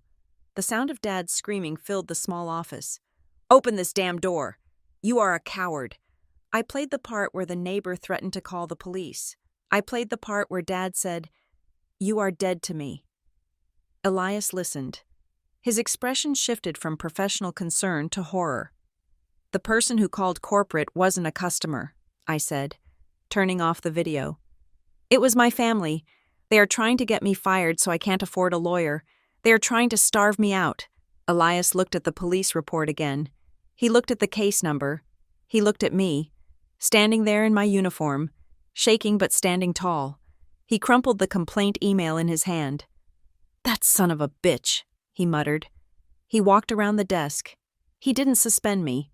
He put a hand on my shoulder. "I am sorry, Maisie," he said. "I am so sorry. I am not stealing credit cards," I said. "I am just trying to survive." "I know," he said. I will handle corporate. I will tell them the complaint is malicious and verified as a personal vendetta. You are not going anywhere. I let out a breath, fighting back tears. Thank you. But Maisie, he said, his voice serious. You need help. Real help. This isn't going to stop with a fake complaint. If they are willing to jeopardize your livelihood, they are dangerous. He opened his drawer and pulled out a business card. It wasn't for a lawyer. It was for a legal aid society. My cousin used to work for Harborstone Legal Aid, he said. They handle domestic financial abuse cases. They help people who can't afford the big firms but have clear-cut cases. Call them. Tell them Elias sent you. Don't fight this alone. I took the card. Harborstone Legal Aid. It felt like a lifeline. I called them on my lunch break. I didn't eat. I sat in my car and explained everything to a paralegal named Jessica. I sent her the scans of the documents. I sent her the audio file. By 4 o'clock, I had an appointment with a staff attorney named Ms. Vance. Ms. Vance was a small woman with sharp glasses and a desk buried under files. She didn't offer tea and sympathy. She offered precision. She spent 20 minutes reading my file in silence. She looked at the timestamp on the iPad. She looked at the text messages. She looked at the 2 loans. Finally, she looked up. You think this was about a truck? She said. It wasn't a question. It was, I said. My brother wanted a truck for his business. Ms. Vance shook her head slowly. She tapped the paper showing the $4,000 personal line of credit, the one Dad had called about, the one they used for the down payment. Maisie, she said, look at the dates. Look at the timestamps. I looked.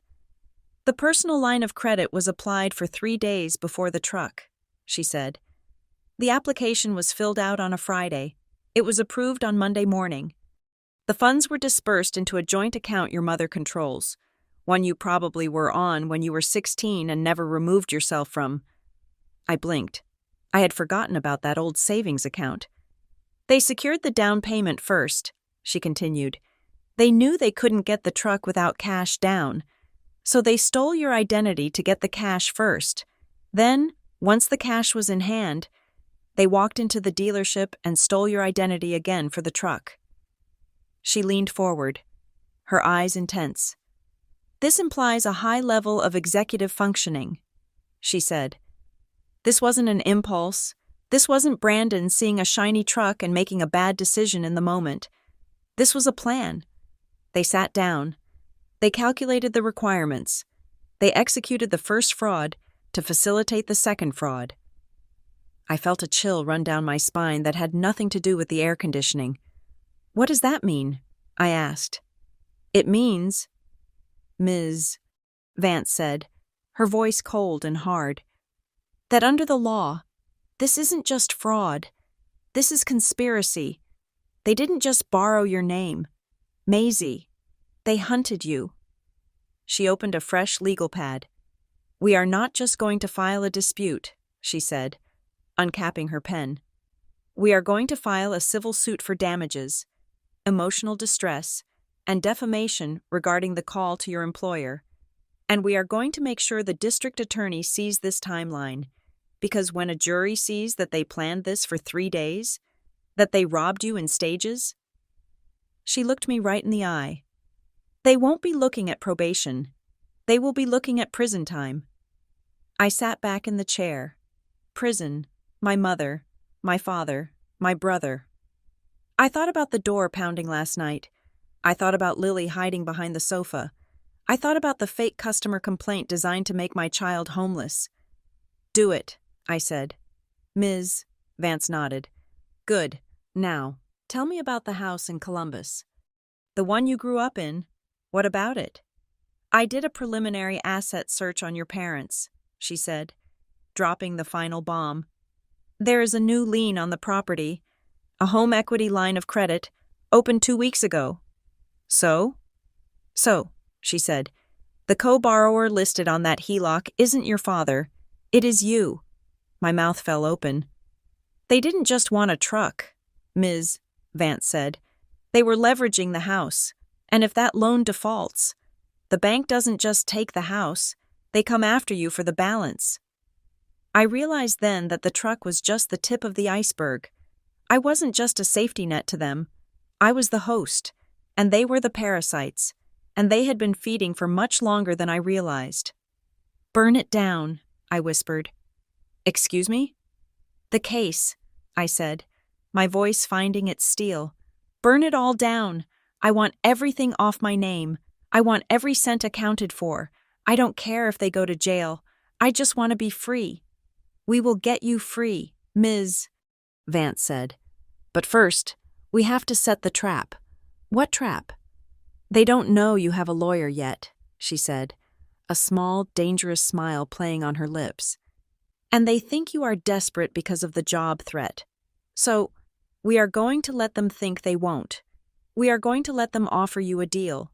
"A deal?" "They will offer to fix this if you drop the police report," she said. "And when they do, we will be recording, and that recording will be the final nail in the coffin." I nodded.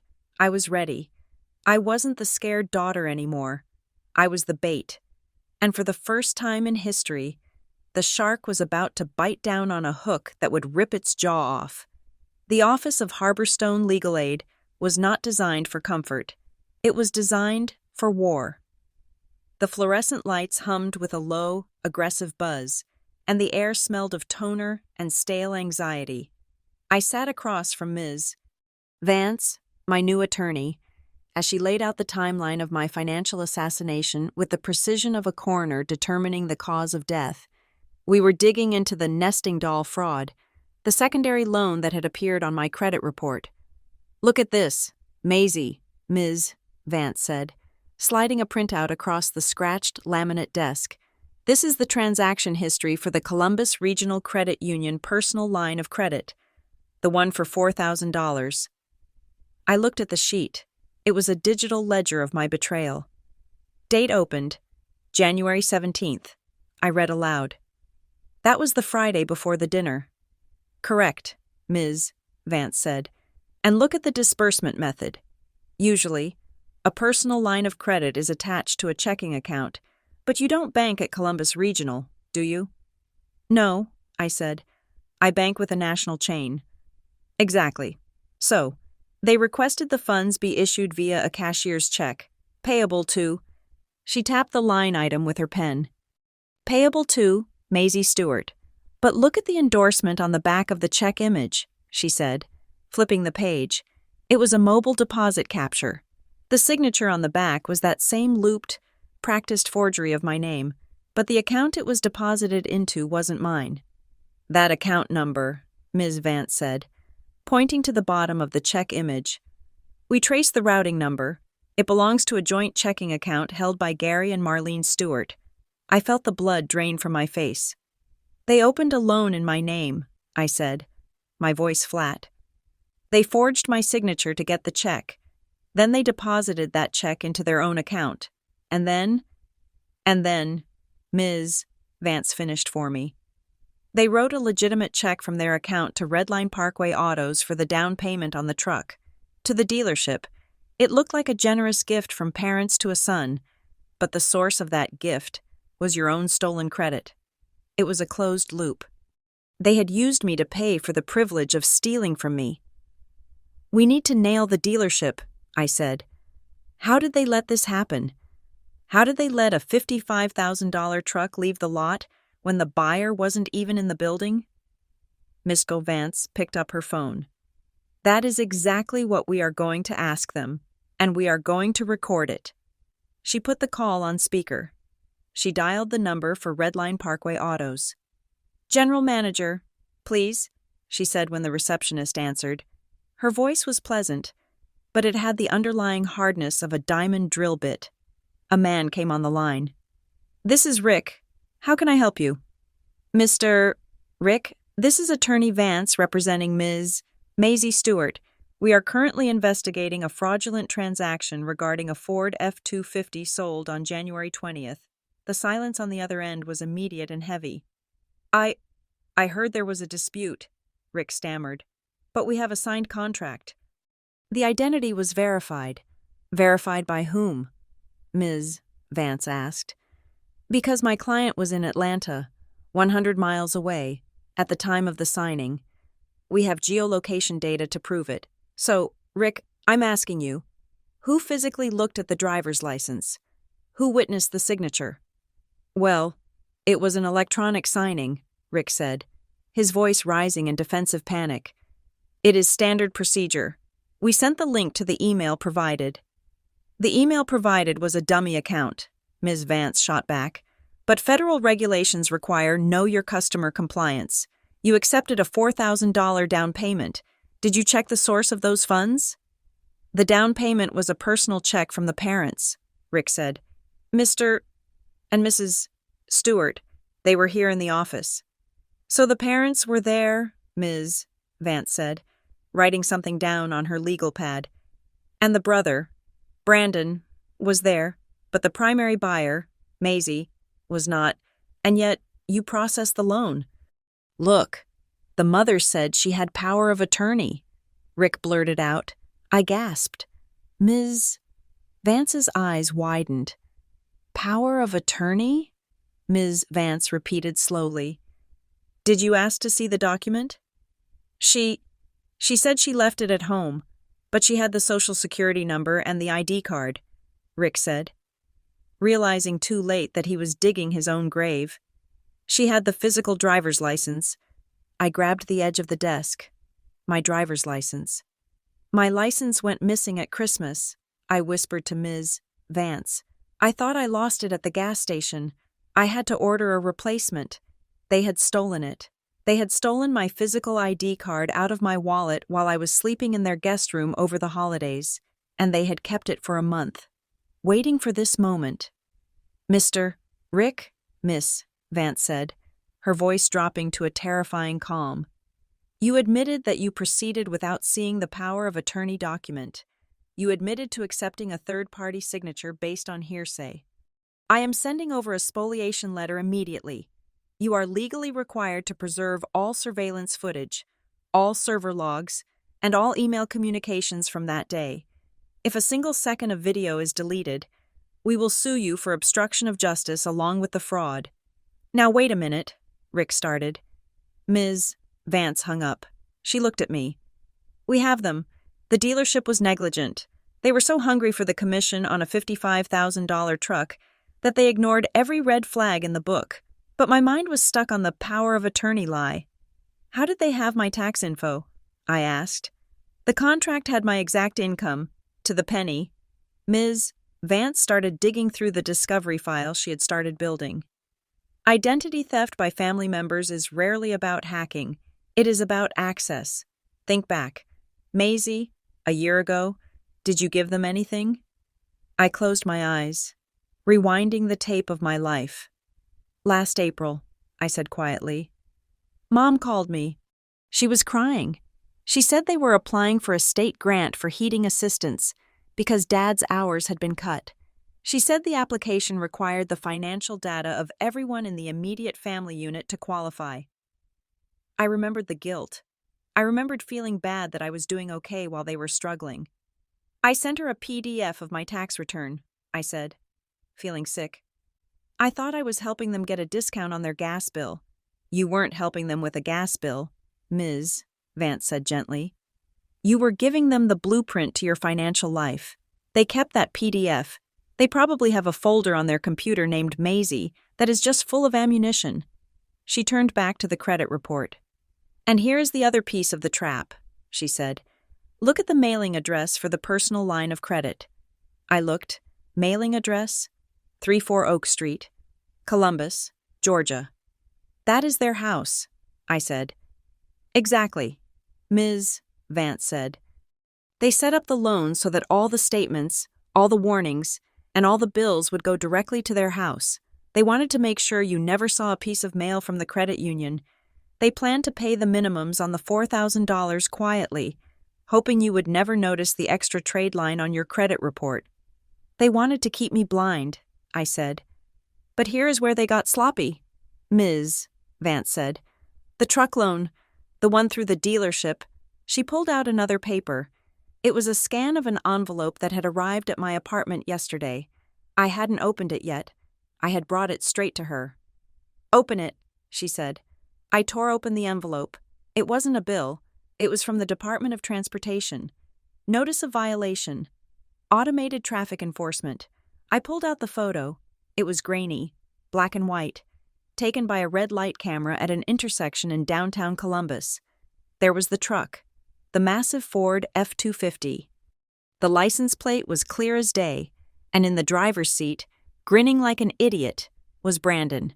He was holding a phone to his ear with one hand and steering with the other. He wasn't even looking at the road. Violation. Failure to stop at red light. Fine. $150. Registered owner. Maisie Stewart. I stared at the photo.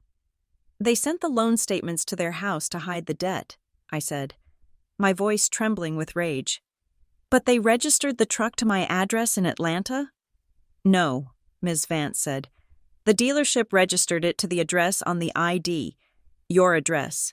Your parents probably tried to change it to their address later for the billing. But the state DMV database updates automatically based on the registration. So when Brandon ran that red light, the system sent the ticket to the legal owner." "I am the legal trash can," I said, dropping the photo on the desk. "They hide the money, but they send me the fines. They get the truck, and I get the points on my license. This is good." "Maisie," Ms. Vance said, though her eyes were sympathetic. "This photo proves possession. It proves Brandon is driving the vehicle. It proves you are not. It defeats any argument they might make that Maisie bought the truck for herself." "I want to email them," I said. "I want to send them this photo." "Do it," Ms. Vance said. "But stick to the script. No emotion, just facts. We are building a paper trail." I took my phone out. I took a picture of the traffic ticket. I composed a new email. To Gary Stewart, Marlene Stewart, Brandon Stewart. Subject: Traffic violation. Vehicle registration. I am in receipt of a notice of violation for running a red light in Columbus on January 21st. The photo clearly shows Brandon driving the vehicle. Since I did not purchase this vehicle, did not authorize this vehicle, and have never driven this vehicle, I am forwarding this citation to the police department to be added to the identity theft file. Case number 249011. Any further violations committed in this vehicle will also be forwarded to the authorities as evidence of continued unauthorized use of a fraudulently obtained asset. Maisie. I hit send. It felt like firing a cannon. I wasn't just disputing a debt anymore. I was actively assisting the police in building a case against my brother. I left the lawyer's office feeling drained, like I had run a marathon in a suit of armor. I drove home in silence. When I got to my apartment, I sat on the couch, staring at the blank TV screen. The silence of the house was heavy. I checked my email. No reply from them. They were likely terrified now. The power of attorney lie had been exposed. The traffic ticket had placed Brandon at the scene of the crime. The walls were closing in. My phone buzzed. I looked at it, expecting another hate text from Dad, but it was a number I didn't recognize. No name, just a string of digits. I opened the message. "Hi, Maisie. It is Kara. Kara, Brandon's fiancée, the girl he had been dating for 2 years. She was sweet, quiet, the kind of girl who nodded along to Dad's rants and helped Mom with the dishes. I had always liked her, mostly because I pitied her. She was marrying into a meat grinder, and she didn't even know it. I hesitated. Was this a trap? Was Brandon using her phone to get to me? A second message popped up. "Please don't tell him I'm texting you. He would kill me. But I can't sleep. I saw the police report he left on the counter." My thumbs hovered over the keyboard. "What do you want? Kara?" She started typing. The 3 little dots danced for a long time. Then the message appeared. "He is lying to everyone. He told his friends you bought the truck for him as a wedding gift." "But Maisie, you need to know the truth." "What truth?" I typed back. "The dinner." She wrote, "The Sunday dinner where they asked you to sign?" "Yes." "He already had the keys." She wrote, I stared at the screen. "What?" "He came to my apartment that morning." Kara texted, Before the dinner, he drove the truck over to show me. He had the keys in his hand. He told me, "It is a done deal. Maisie already signed the papers electronically. Tonight is just a formality to make Mom and Dad feel involved." My breath hitched. "He told me you signed it that morning." She continued. "He showed me a picture of the sold sign on the dashboard. He said you were the best sister in the world." I felt a wave of dizziness. The dinner, the roast beef, the manila folder, the whole performance of asking me to sign. It was all theater. They had already forged my signature that morning. They had already picked up the truck. Brandon had the keys in his pocket while he sat at the table and begged me to sign. Why? Why go through the charade if the crime was already committed? Because they wanted my complicity. They wanted to trick me into signing a physical copy so that if the digital forgery was ever questioned, they could pull out the wet ink version and say, "See, she signed it right here at the dining room table." They wanted to retroactively authorize the crime. They wanted to make me an accessory to my own theft. And when I said no, when I walked out, they realized their safety net was gone. They were left with a stolen truck and a digital forgery that would eventually be caught. That was why they were so angry, not because I wouldn't help, but because I had ruined their cover-up. "Do you have proof?" I texted Kara. "Did he send you any pictures?" "Yes," she replied. "He sent me a selfie with the truck at noon that day. 7 hours before dinner. Send it to me." I typed, "Please, Kara, if you send it to me, I can keep you out of this. But if you don't, the police might think you were part of it." It was a bluff. I didn't know if the police would look at her, but I needed that photo. A moment later, an image loaded on my screen. It was Brandon. He was wearing sunglasses, leaning against the black fender of the Ford F-250. He was giving a thumbs up. I swiped up to check the metadata. Date, January 20th. Time, 12:14 p.m. The dinner was at 6. He had the truck. He had the keys. The theft was complete before I even pulled into the driveway. I saved the photo. I backed it up to the cloud. I emailed it to Ms. Vance. I looked at the picture of my brother one last time. He looked so happy. He looked so proud of himself. He looked like a man who thought he had gotten away with it. I put the phone down. "You didn't get away with it, Brandon," I whispered to the empty room. "You just drove yourself straight into a trap. And now, I had the photo that would slam the cage door shut." The text message from Kara wasn't just a smoking gun, it was a map of the entire battlefield. I sat in my living room, the glow of the phone screen illuminating the darkness, and scrolled through the screenshots she had sent. It wasn't just the photo of Brandon with the truck at noon, it was the conversation attached to it. Brandon to Kara. "Just left the lot. She signed everything. Told you she would come around. She wants us to have a good start." Kara to Brandon. "Oh my God. Really? I thought she was mad." Brandon to Kara. "She was just posturing. She loves me. Look at this beauty. Pick you up for dinner? I have a surprise." I felt a cold knot tighten in my stomach. The surprise was his proposal. He had asked Kara to marry him that night, using my generosity as proof that he was a stable, supported man with a bright future. He hadn't just stolen my credit. He had built the foundation of his marriage on a lie about my consent. I forwarded everything to Ms. Vance. 5 minutes later, my phone rang. "We have enough for a conviction right now," Ms. Vance said, her voice buzzing with adrenaline. "But I want to nail the coffin shut.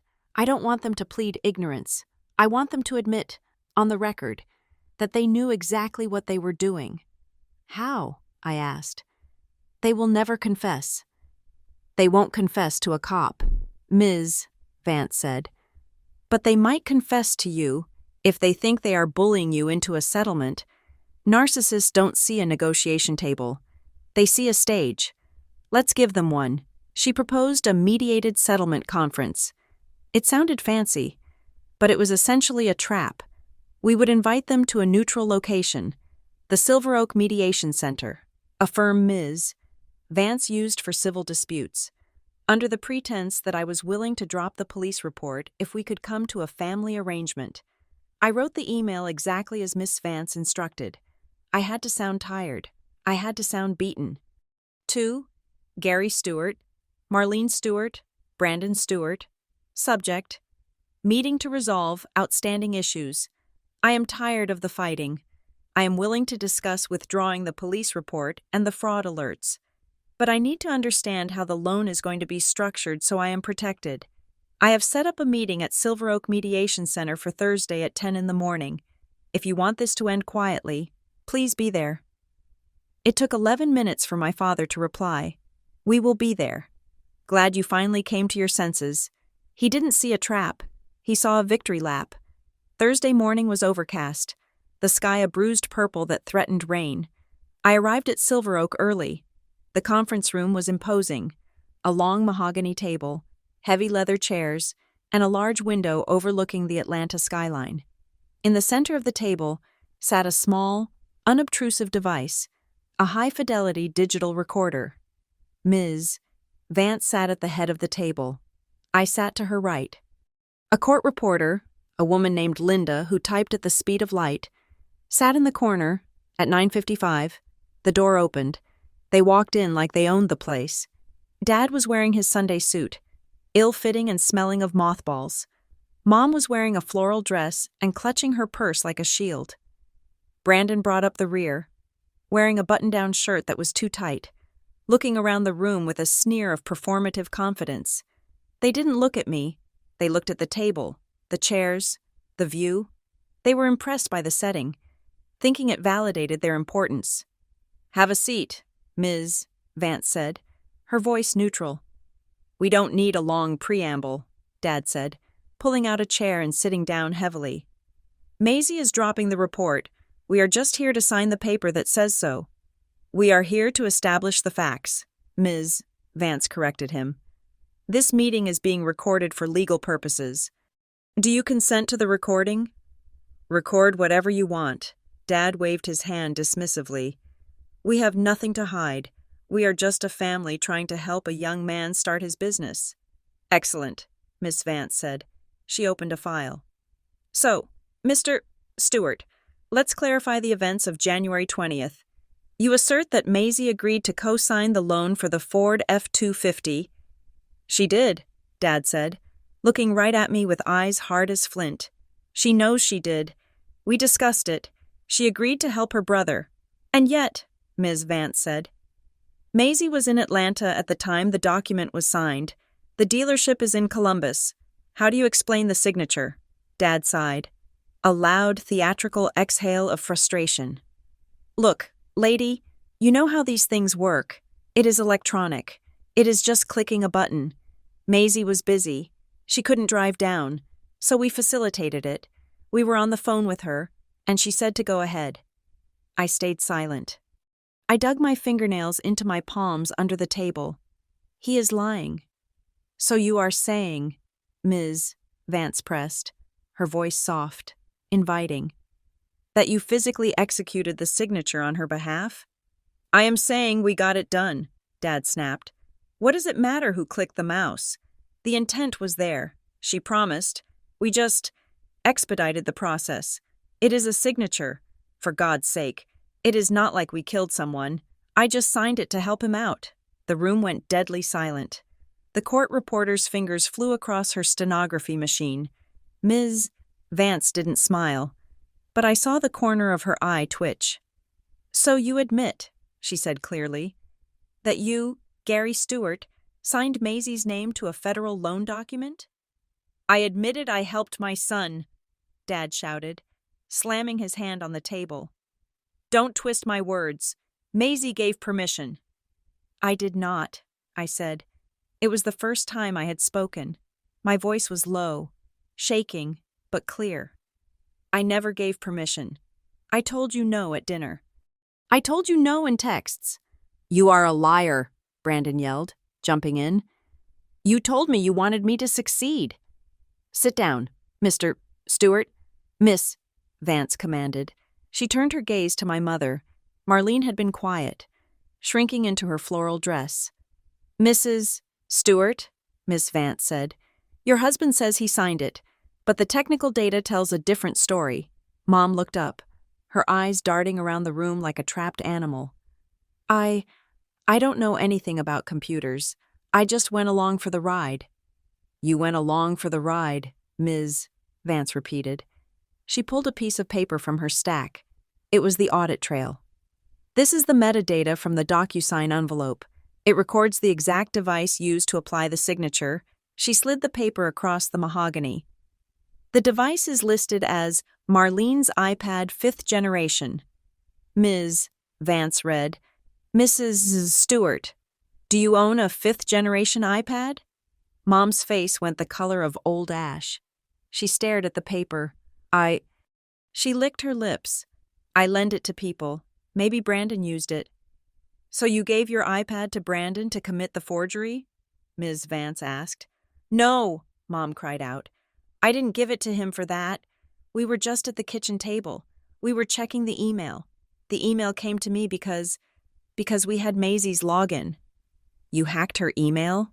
Ms. Vance asked.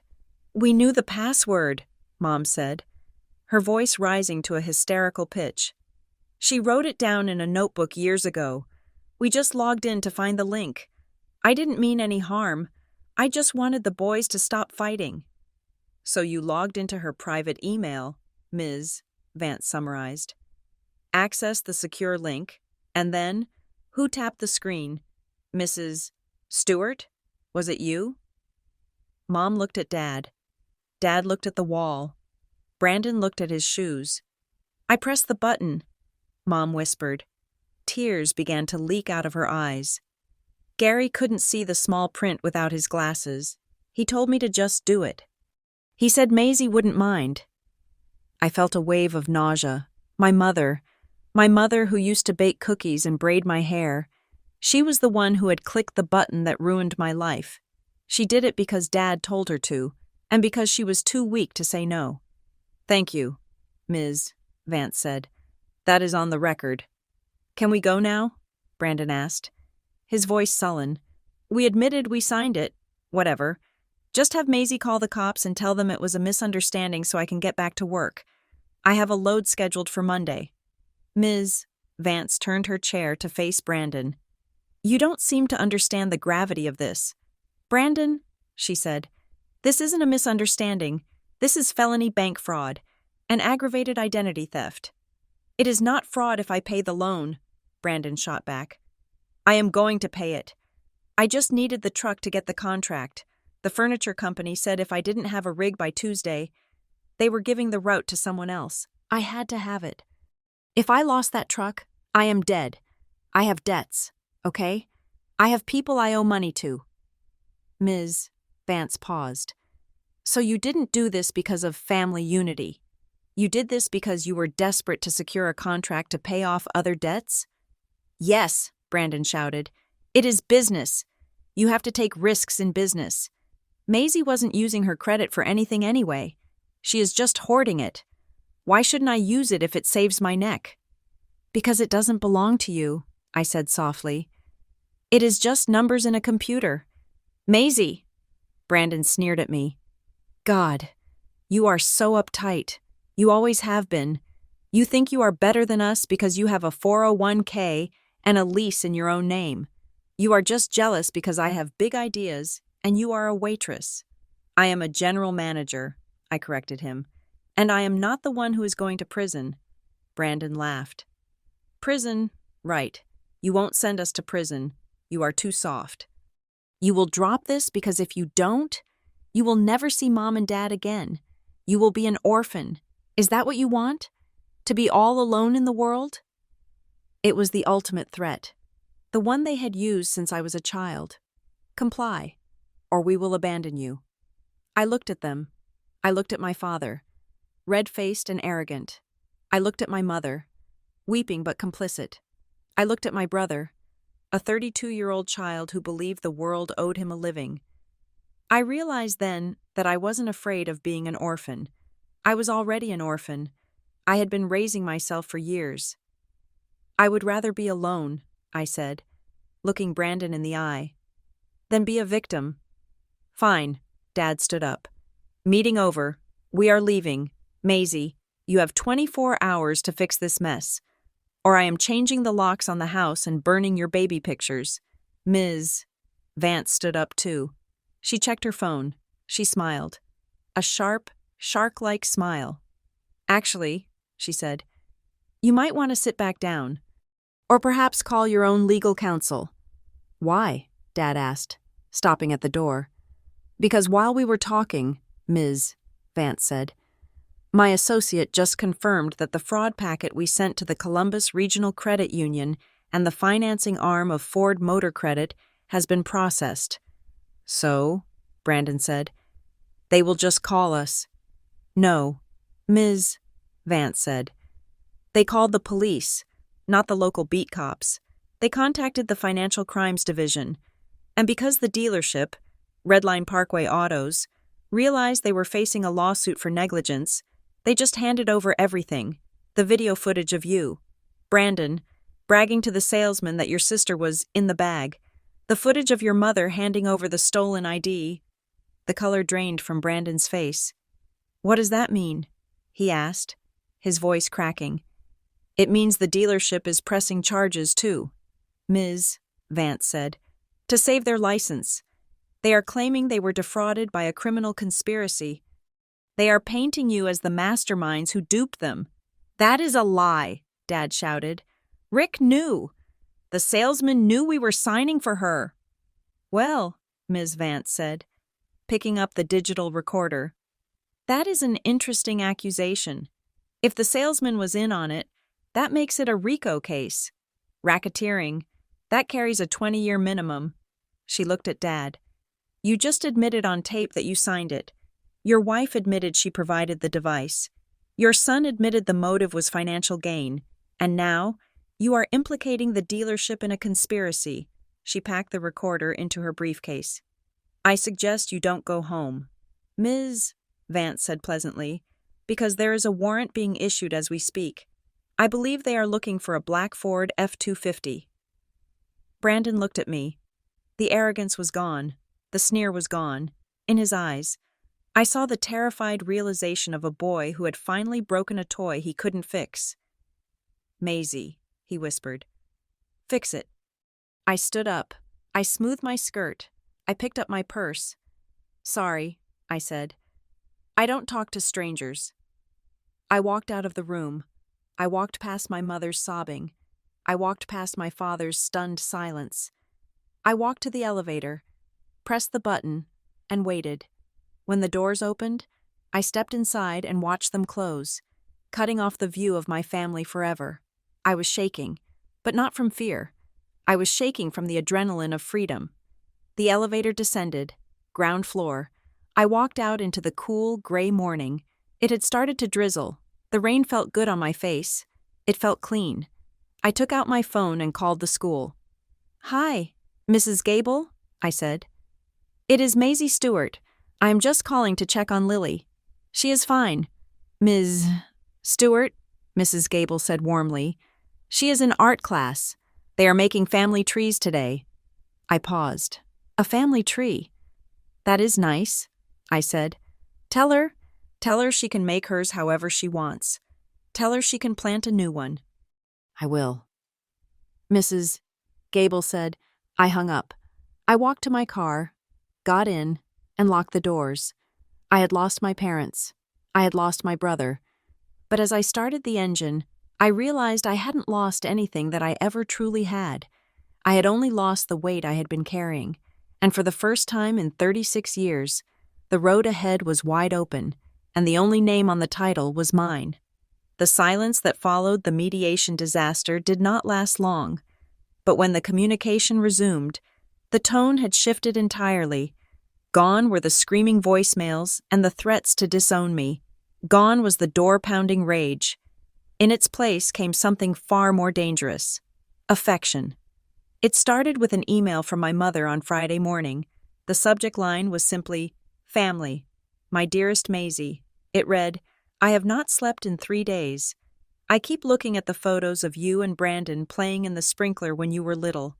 We are so broken-hearted that it has come to this. We know we made a mistake with the signature. We just wanted to help Brandon so he could be the man you always wanted him to be. But we see now that we hurt you. Please, honey, don't let a truck destroy us. Lily needs her grandparents. We have presents for her birthday that we never got to give her. Can we just talk?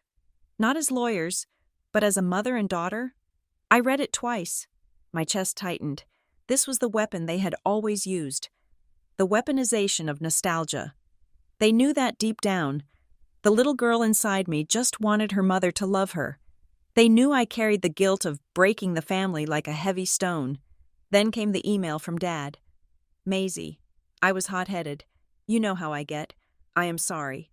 I will pay back the $4,000. I will pick up extra shifts. I will sell my woodworking tools. I will do whatever it takes. Just please, call off the dogs. They are talking about arrest warrants. You don't want to see your father in handcuffs, do you? And finally, the closer. The offer that was supposed to end the war. It came from Brandon's email address, but the wording was suspiciously formal. Likely drafted by Dad. Maisie, we have discussed it as a family. We want to make a grand gesture to show you how sorry we are. We are prepared to sign over the deed to the house in Columbus to you, fully. We will move into an apartment. You can rent the house out, or sell it and keep the money for Lily's college. The house is valued at $320,000. It is yours. All we ask is that you sign a non-prosecution agreement and withdraw the police report. I sat at my kitchen table, staring at the screen. $320,000. That wasn't just money. That was a life. That was Lily's tuition. That was a safety net that would mean I never had to worry about a transmission repair or a rent hike again. That was the validation I had craved my entire life. The tangible proof that I was the responsible one, the worthy one, the heir. For a moment, a long, dangerous moment. I wavered. I imagined selling that house. I imagined the check clearing. I imagined calling Ms. Vance and saying, "We won. They surrendered." It would be so easy. No trial, no jail time for my parents, just a clean break and a massive payout.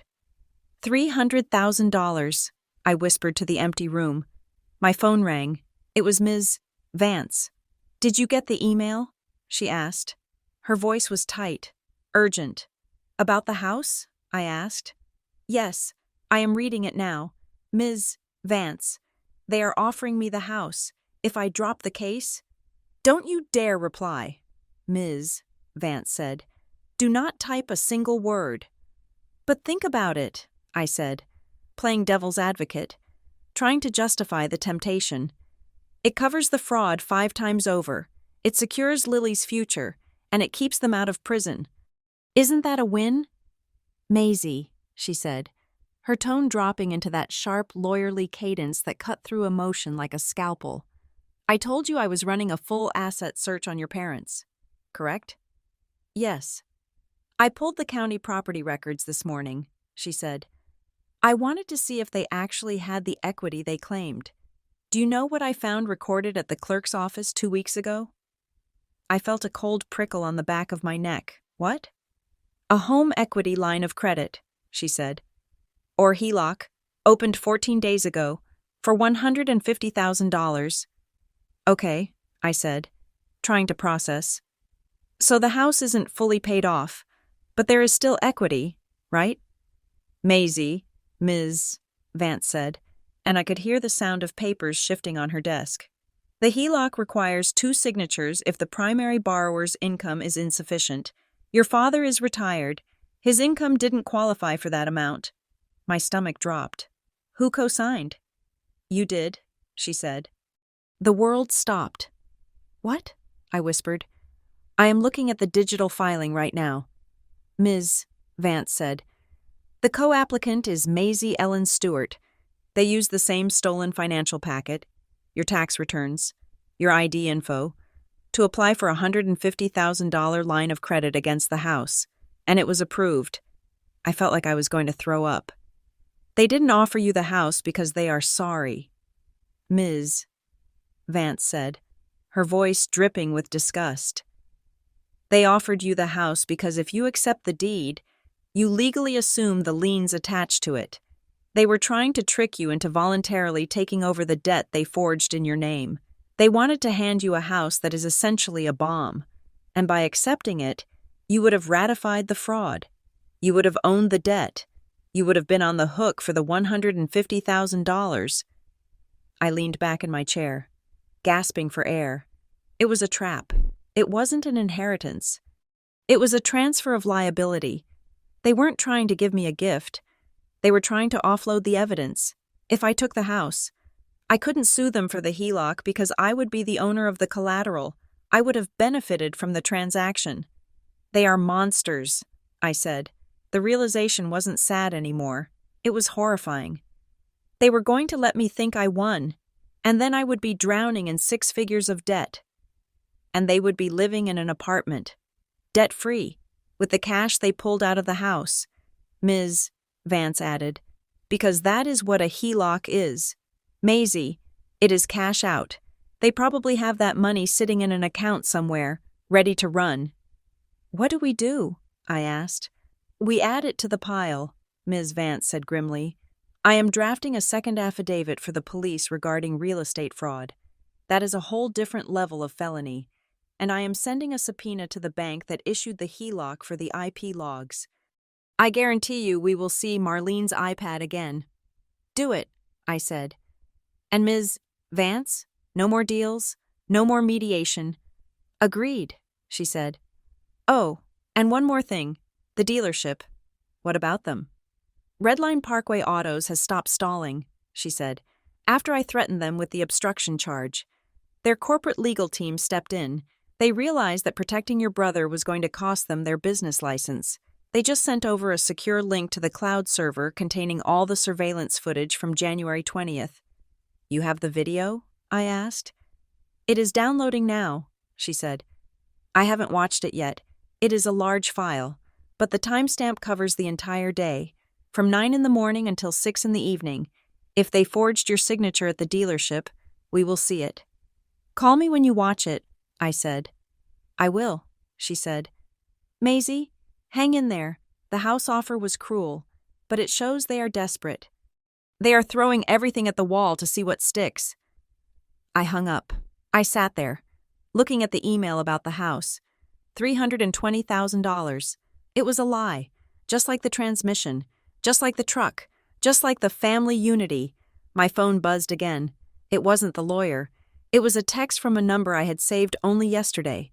Kara. I opened it. Kara. I found something else. I am scared to even tell you. Me. Tell me. Kara. Nothing can surprise me now. Kara. I was cleaning out his desk. He is staying at his friend's house tonight because he is scared of the police. I found a notebook. A spiral notebook. Me. What is in it? Kara. It is just pages and pages of writing, but it is not his handwriting. It is yours. I frowned. Mine? Kara. No. I mean, he was practicing. There are sheets of paper where he wrote Maisie Stewart over and over again, hundreds of times. Some of them look shaky. Some of them look perfect. He was training his hand. I felt a shiver that went down to my bones. Kara. And Maisie. There are dates next to them. The first pages are from 3 years ago. 3 years ago. He hadn't just learned to forge my signature for the truck. He had been practicing for 3 years. Since the landscaping business failed. Since the Nashville apartment disaster. He had been preparing to become me for years. He was just waiting for the credit score to be high enough to make it worth the harvest. Me. Send me a picture. Right now. She sent it. A photo of a lined notebook page. Maisie Stewart, Maisie Stewart, Maisie E. Stewart. The ink changed color halfway down the page. Blue pen, black pen, pencil. He was testing which medium looked most authentic. It was the work of a sociopath. I forwarded the image to Ms. Vance without a word. I didn't need to add a caption. The image screamed premeditation. A few hours later, the final emotional assault began. My phone rang. It was the landline from my parents' house. I didn't answer, then a voicemail notification. I played it, putting the phone on speaker so the recording app on my laptop could capture it. It was my mother, but she wasn't crying this time. Her voice was thin, fragile, like dried leaves. Maisie, she said, we know you are angry. We know you are talking to lawyers, but please, just one thing. Dad is not doing well. The stress, his heart, we don't know what is going to happen. He just wants to see Lily. One last time, before everything falls apart. Please, honey, bring her down this weekend, or let us come up, just for an hour. We won't talk about money. We just want to hug our granddaughter. Please, don't punish her for our sins. I looked at the phone. Dad is not doing well. Another lie? Or the stress of impending prison actually affecting him? It didn't matter. Because if I let them see Lily, I was teaching Lily that you can steal, lie, and abuse people, and still get a hug at the end of the day. I was teaching her that boundaries are just suggestions. I walked into the living room. Lily was building a tower with her Lego blocks. She was humming. She was happy. She was safe. Lily, I said gently.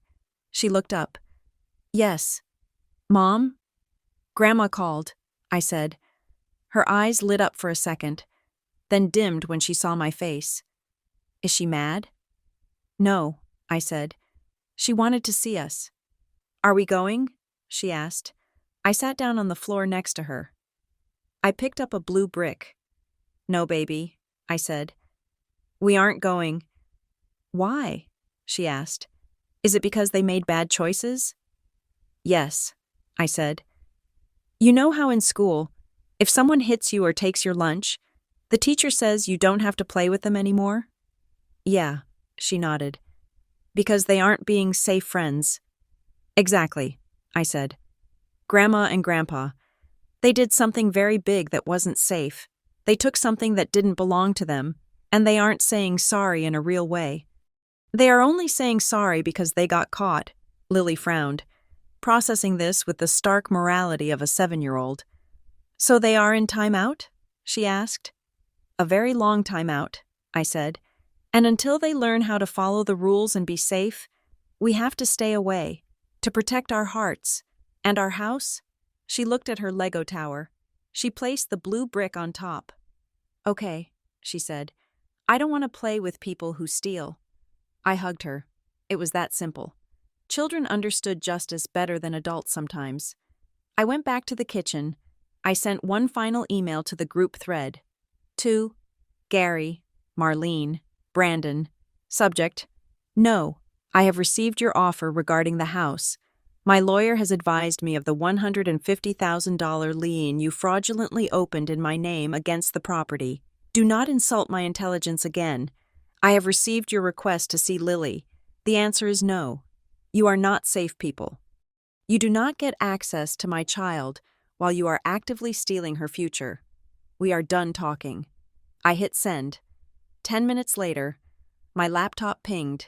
Incoming call. Attorney Vance. I answered. I watched the video, she said. Her voice was different. It wasn't the sharp, aggressive tone she usually had. It was quieter. Shocked. What is it? I asked. Is it Brandon signing? Maisie, she said. You are at home, right? Yes. And you are sitting down? Yes, I said. My heart starting to race. Tell me, what is on the tape? It is not just Brandon, she said. The video shows the finance office at Redline Parkway Autos. It is high definition. You can hear the audio clearly. She paused. I am sending you the file, she said.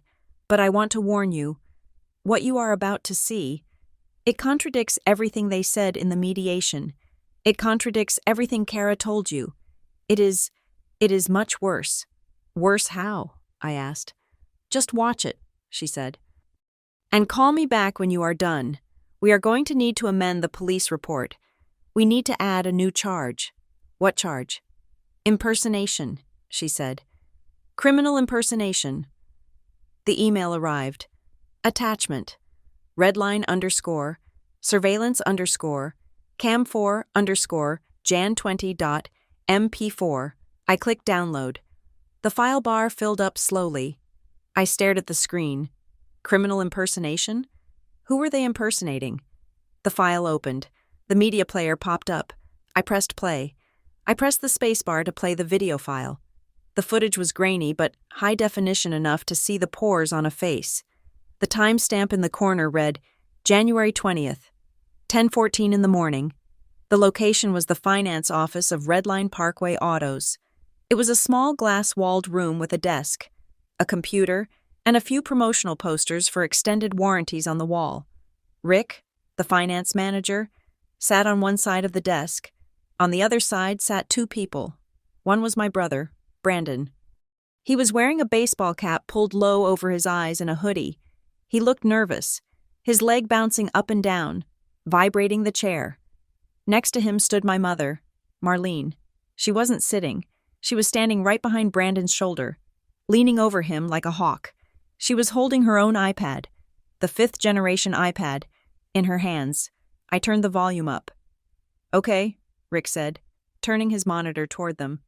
So, since the primary borrower isn't here, we are doing the remote digital signature via email.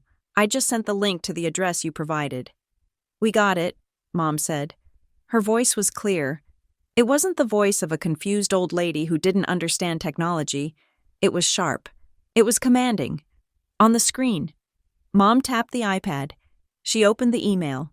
Then, she did something that made my blood run cold.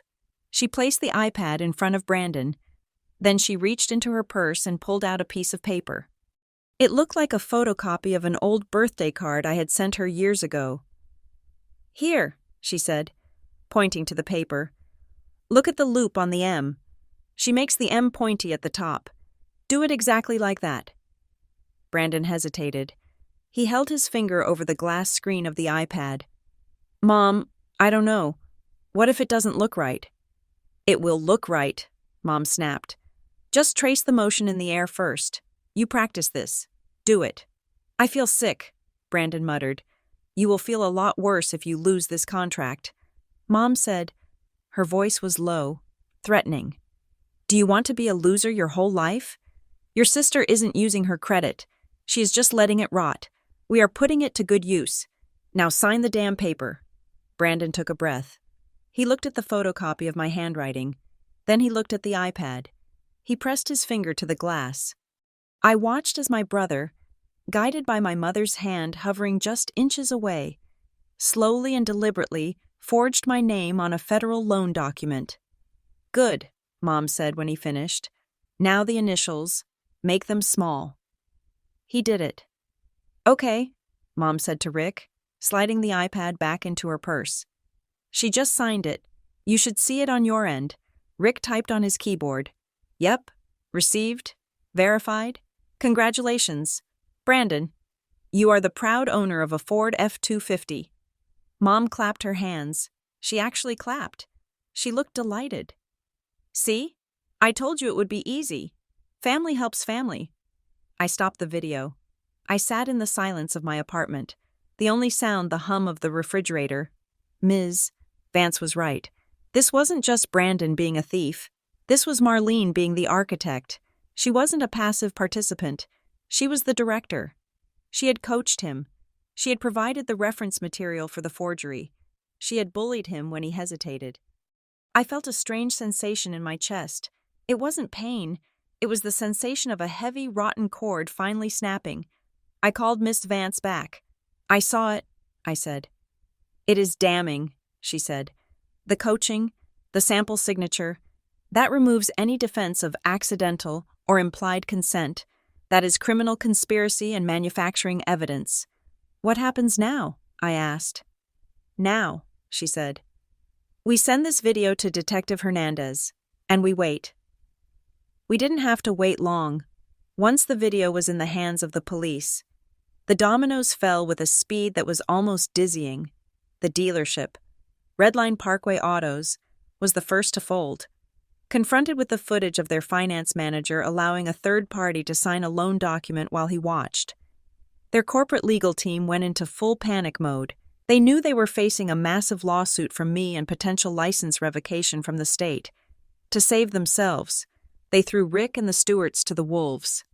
They formally rescinded the loan contract, citing fraudulent inducement, They provided a sworn affidavit that my parents and brother had presented false identification and claimed power of attorney.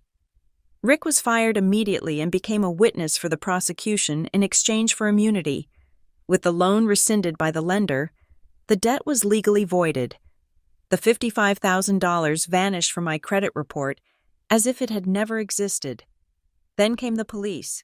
Detective Hernandez called me on a Tuesday afternoon. "Ms. Stewart," he said, "I wanted to let you know that we executed warrants this morning in Columbus." "Did you arrest them?" I asked. "We brought Brandon Stewart in for questioning," he said. "We also brought in your parents." He told me the details later, but I can imagine the scene. Brandon tried to stick to the script at first.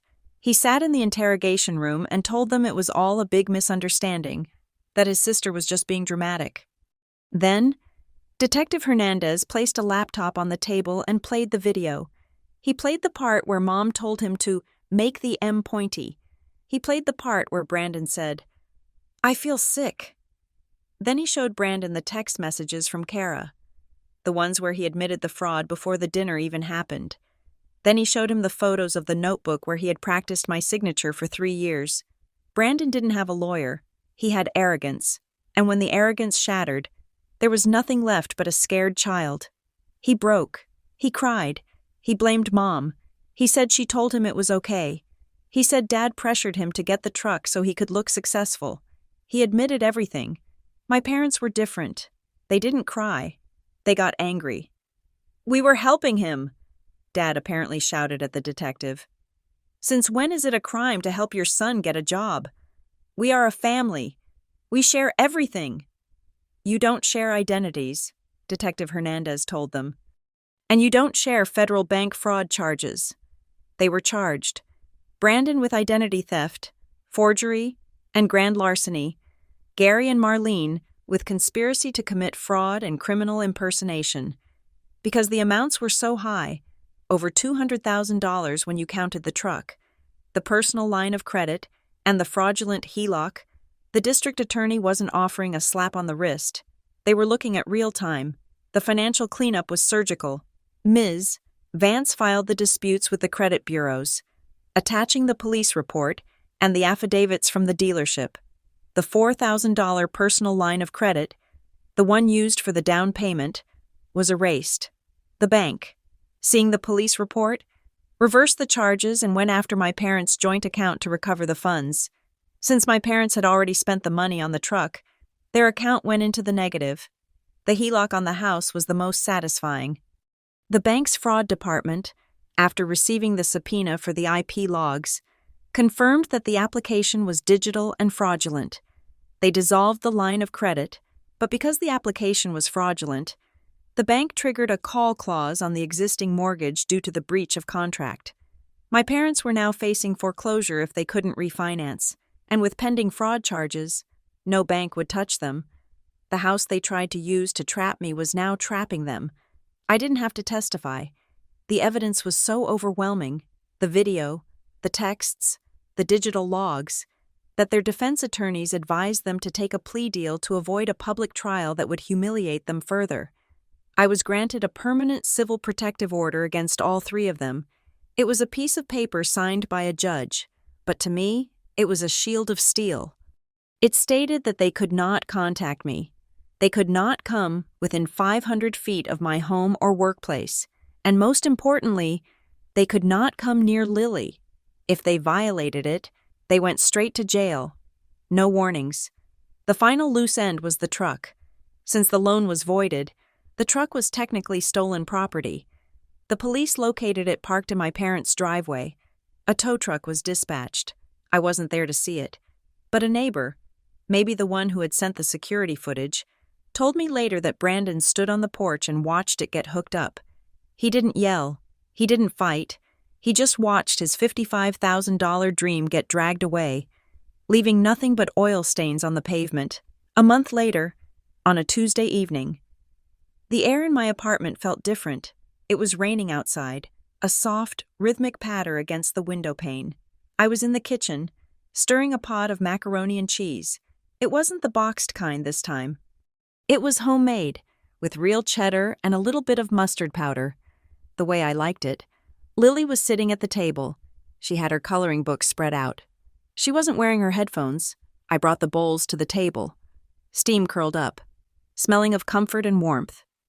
"Dinner is ready," I said. Lily put down her crayon. She picked up her fork. She took a bite and smiled. "Good?" I asked. "Super good," she said. We ate in silence for a few minutes, but it wasn't the heavy, loaded silence of the past 8 months. It wasn't the silence of waiting for the other shoe to drop. It wasn't the silence of fearing a phone call. It was just quiet. Lily looked around the room. She looked at the front door, which was locked and secure. She looked at my phone, which was sitting on the counter, silent. "Mom?" she said. "Yeah, baby?" "It is quiet," she said. "Our house is really quiet." I stopped eating. I listened. I heard the rain. I heard the hum of the fridge. I heard the sound of my own steady breathing. For years, I had equated noise with love, the shouting, the drama, the constant demands. I thought that was what family sounded like. I thought that if it was quiet, it meant I was alone. But looking at my daughter, seeing the peace in her shoulders, seeing that she wasn't flinching at the sound of a car door outside, I realized I had been wrong. "Yes," I said, a genuine smile spreading across my face. "It is quiet." "I like it," Lily said. "It feels soft." "I like it too," I said. "It feels like peace." Peace wasn't emptiness. Peace wasn't a lack of people. Peace was the absence of the hook. It was the absence of the drag. It was the feeling of waking up and knowing that your name belongs to you, that your future belongs to you, and that no one can sign it away while you aren't looking. I cleared the table. I washed the dishes. Then, I sat down at my laptop one last time. I had one final task. Ms. Vance had told me that as part of the plea deal, the court encouraged a victim impact statement, but since we weren't going to trial, I could just send a final communication to close the civil chapter. I opened my email. I typed in the addresses: Gary, Marlene, Brandon. I thought about writing a long letter. I thought about telling them how much they hurt me. I thought about screaming at them in all caps about the betrayal. But I realized they wouldn't understand. They would read a long letter and think I was still engaging. They would think I was still playing the game. I needed to end the game. I typed one line: "I wish you peace, but I don't talk to strangers." I hit send. Then, I blocked the email addresses. I closed the laptop. I walked over to the couch where Lily was watching a cartoon. I sat down next to her and pulled her close. She rested her head on my shoulder. The credit score would heal. The savings would grow back. But this quiet, safe, boring evening, this was the real fortune, and it was the one thing they could never steal from me again. Thank you so much for listening to this story of betrayal and justice. I would love to know where you are tuning in from. Please drop your country or city in the comments below so we can see how far this story has traveled. If you enjoyed seeing Maisie stand up for herself, please subscribe to the Monica Revenge Stories channel, like this video, and smash that hype button to help this story reach even more people who might need the courage to draw their own boundaries. Stay safe and protect your peace.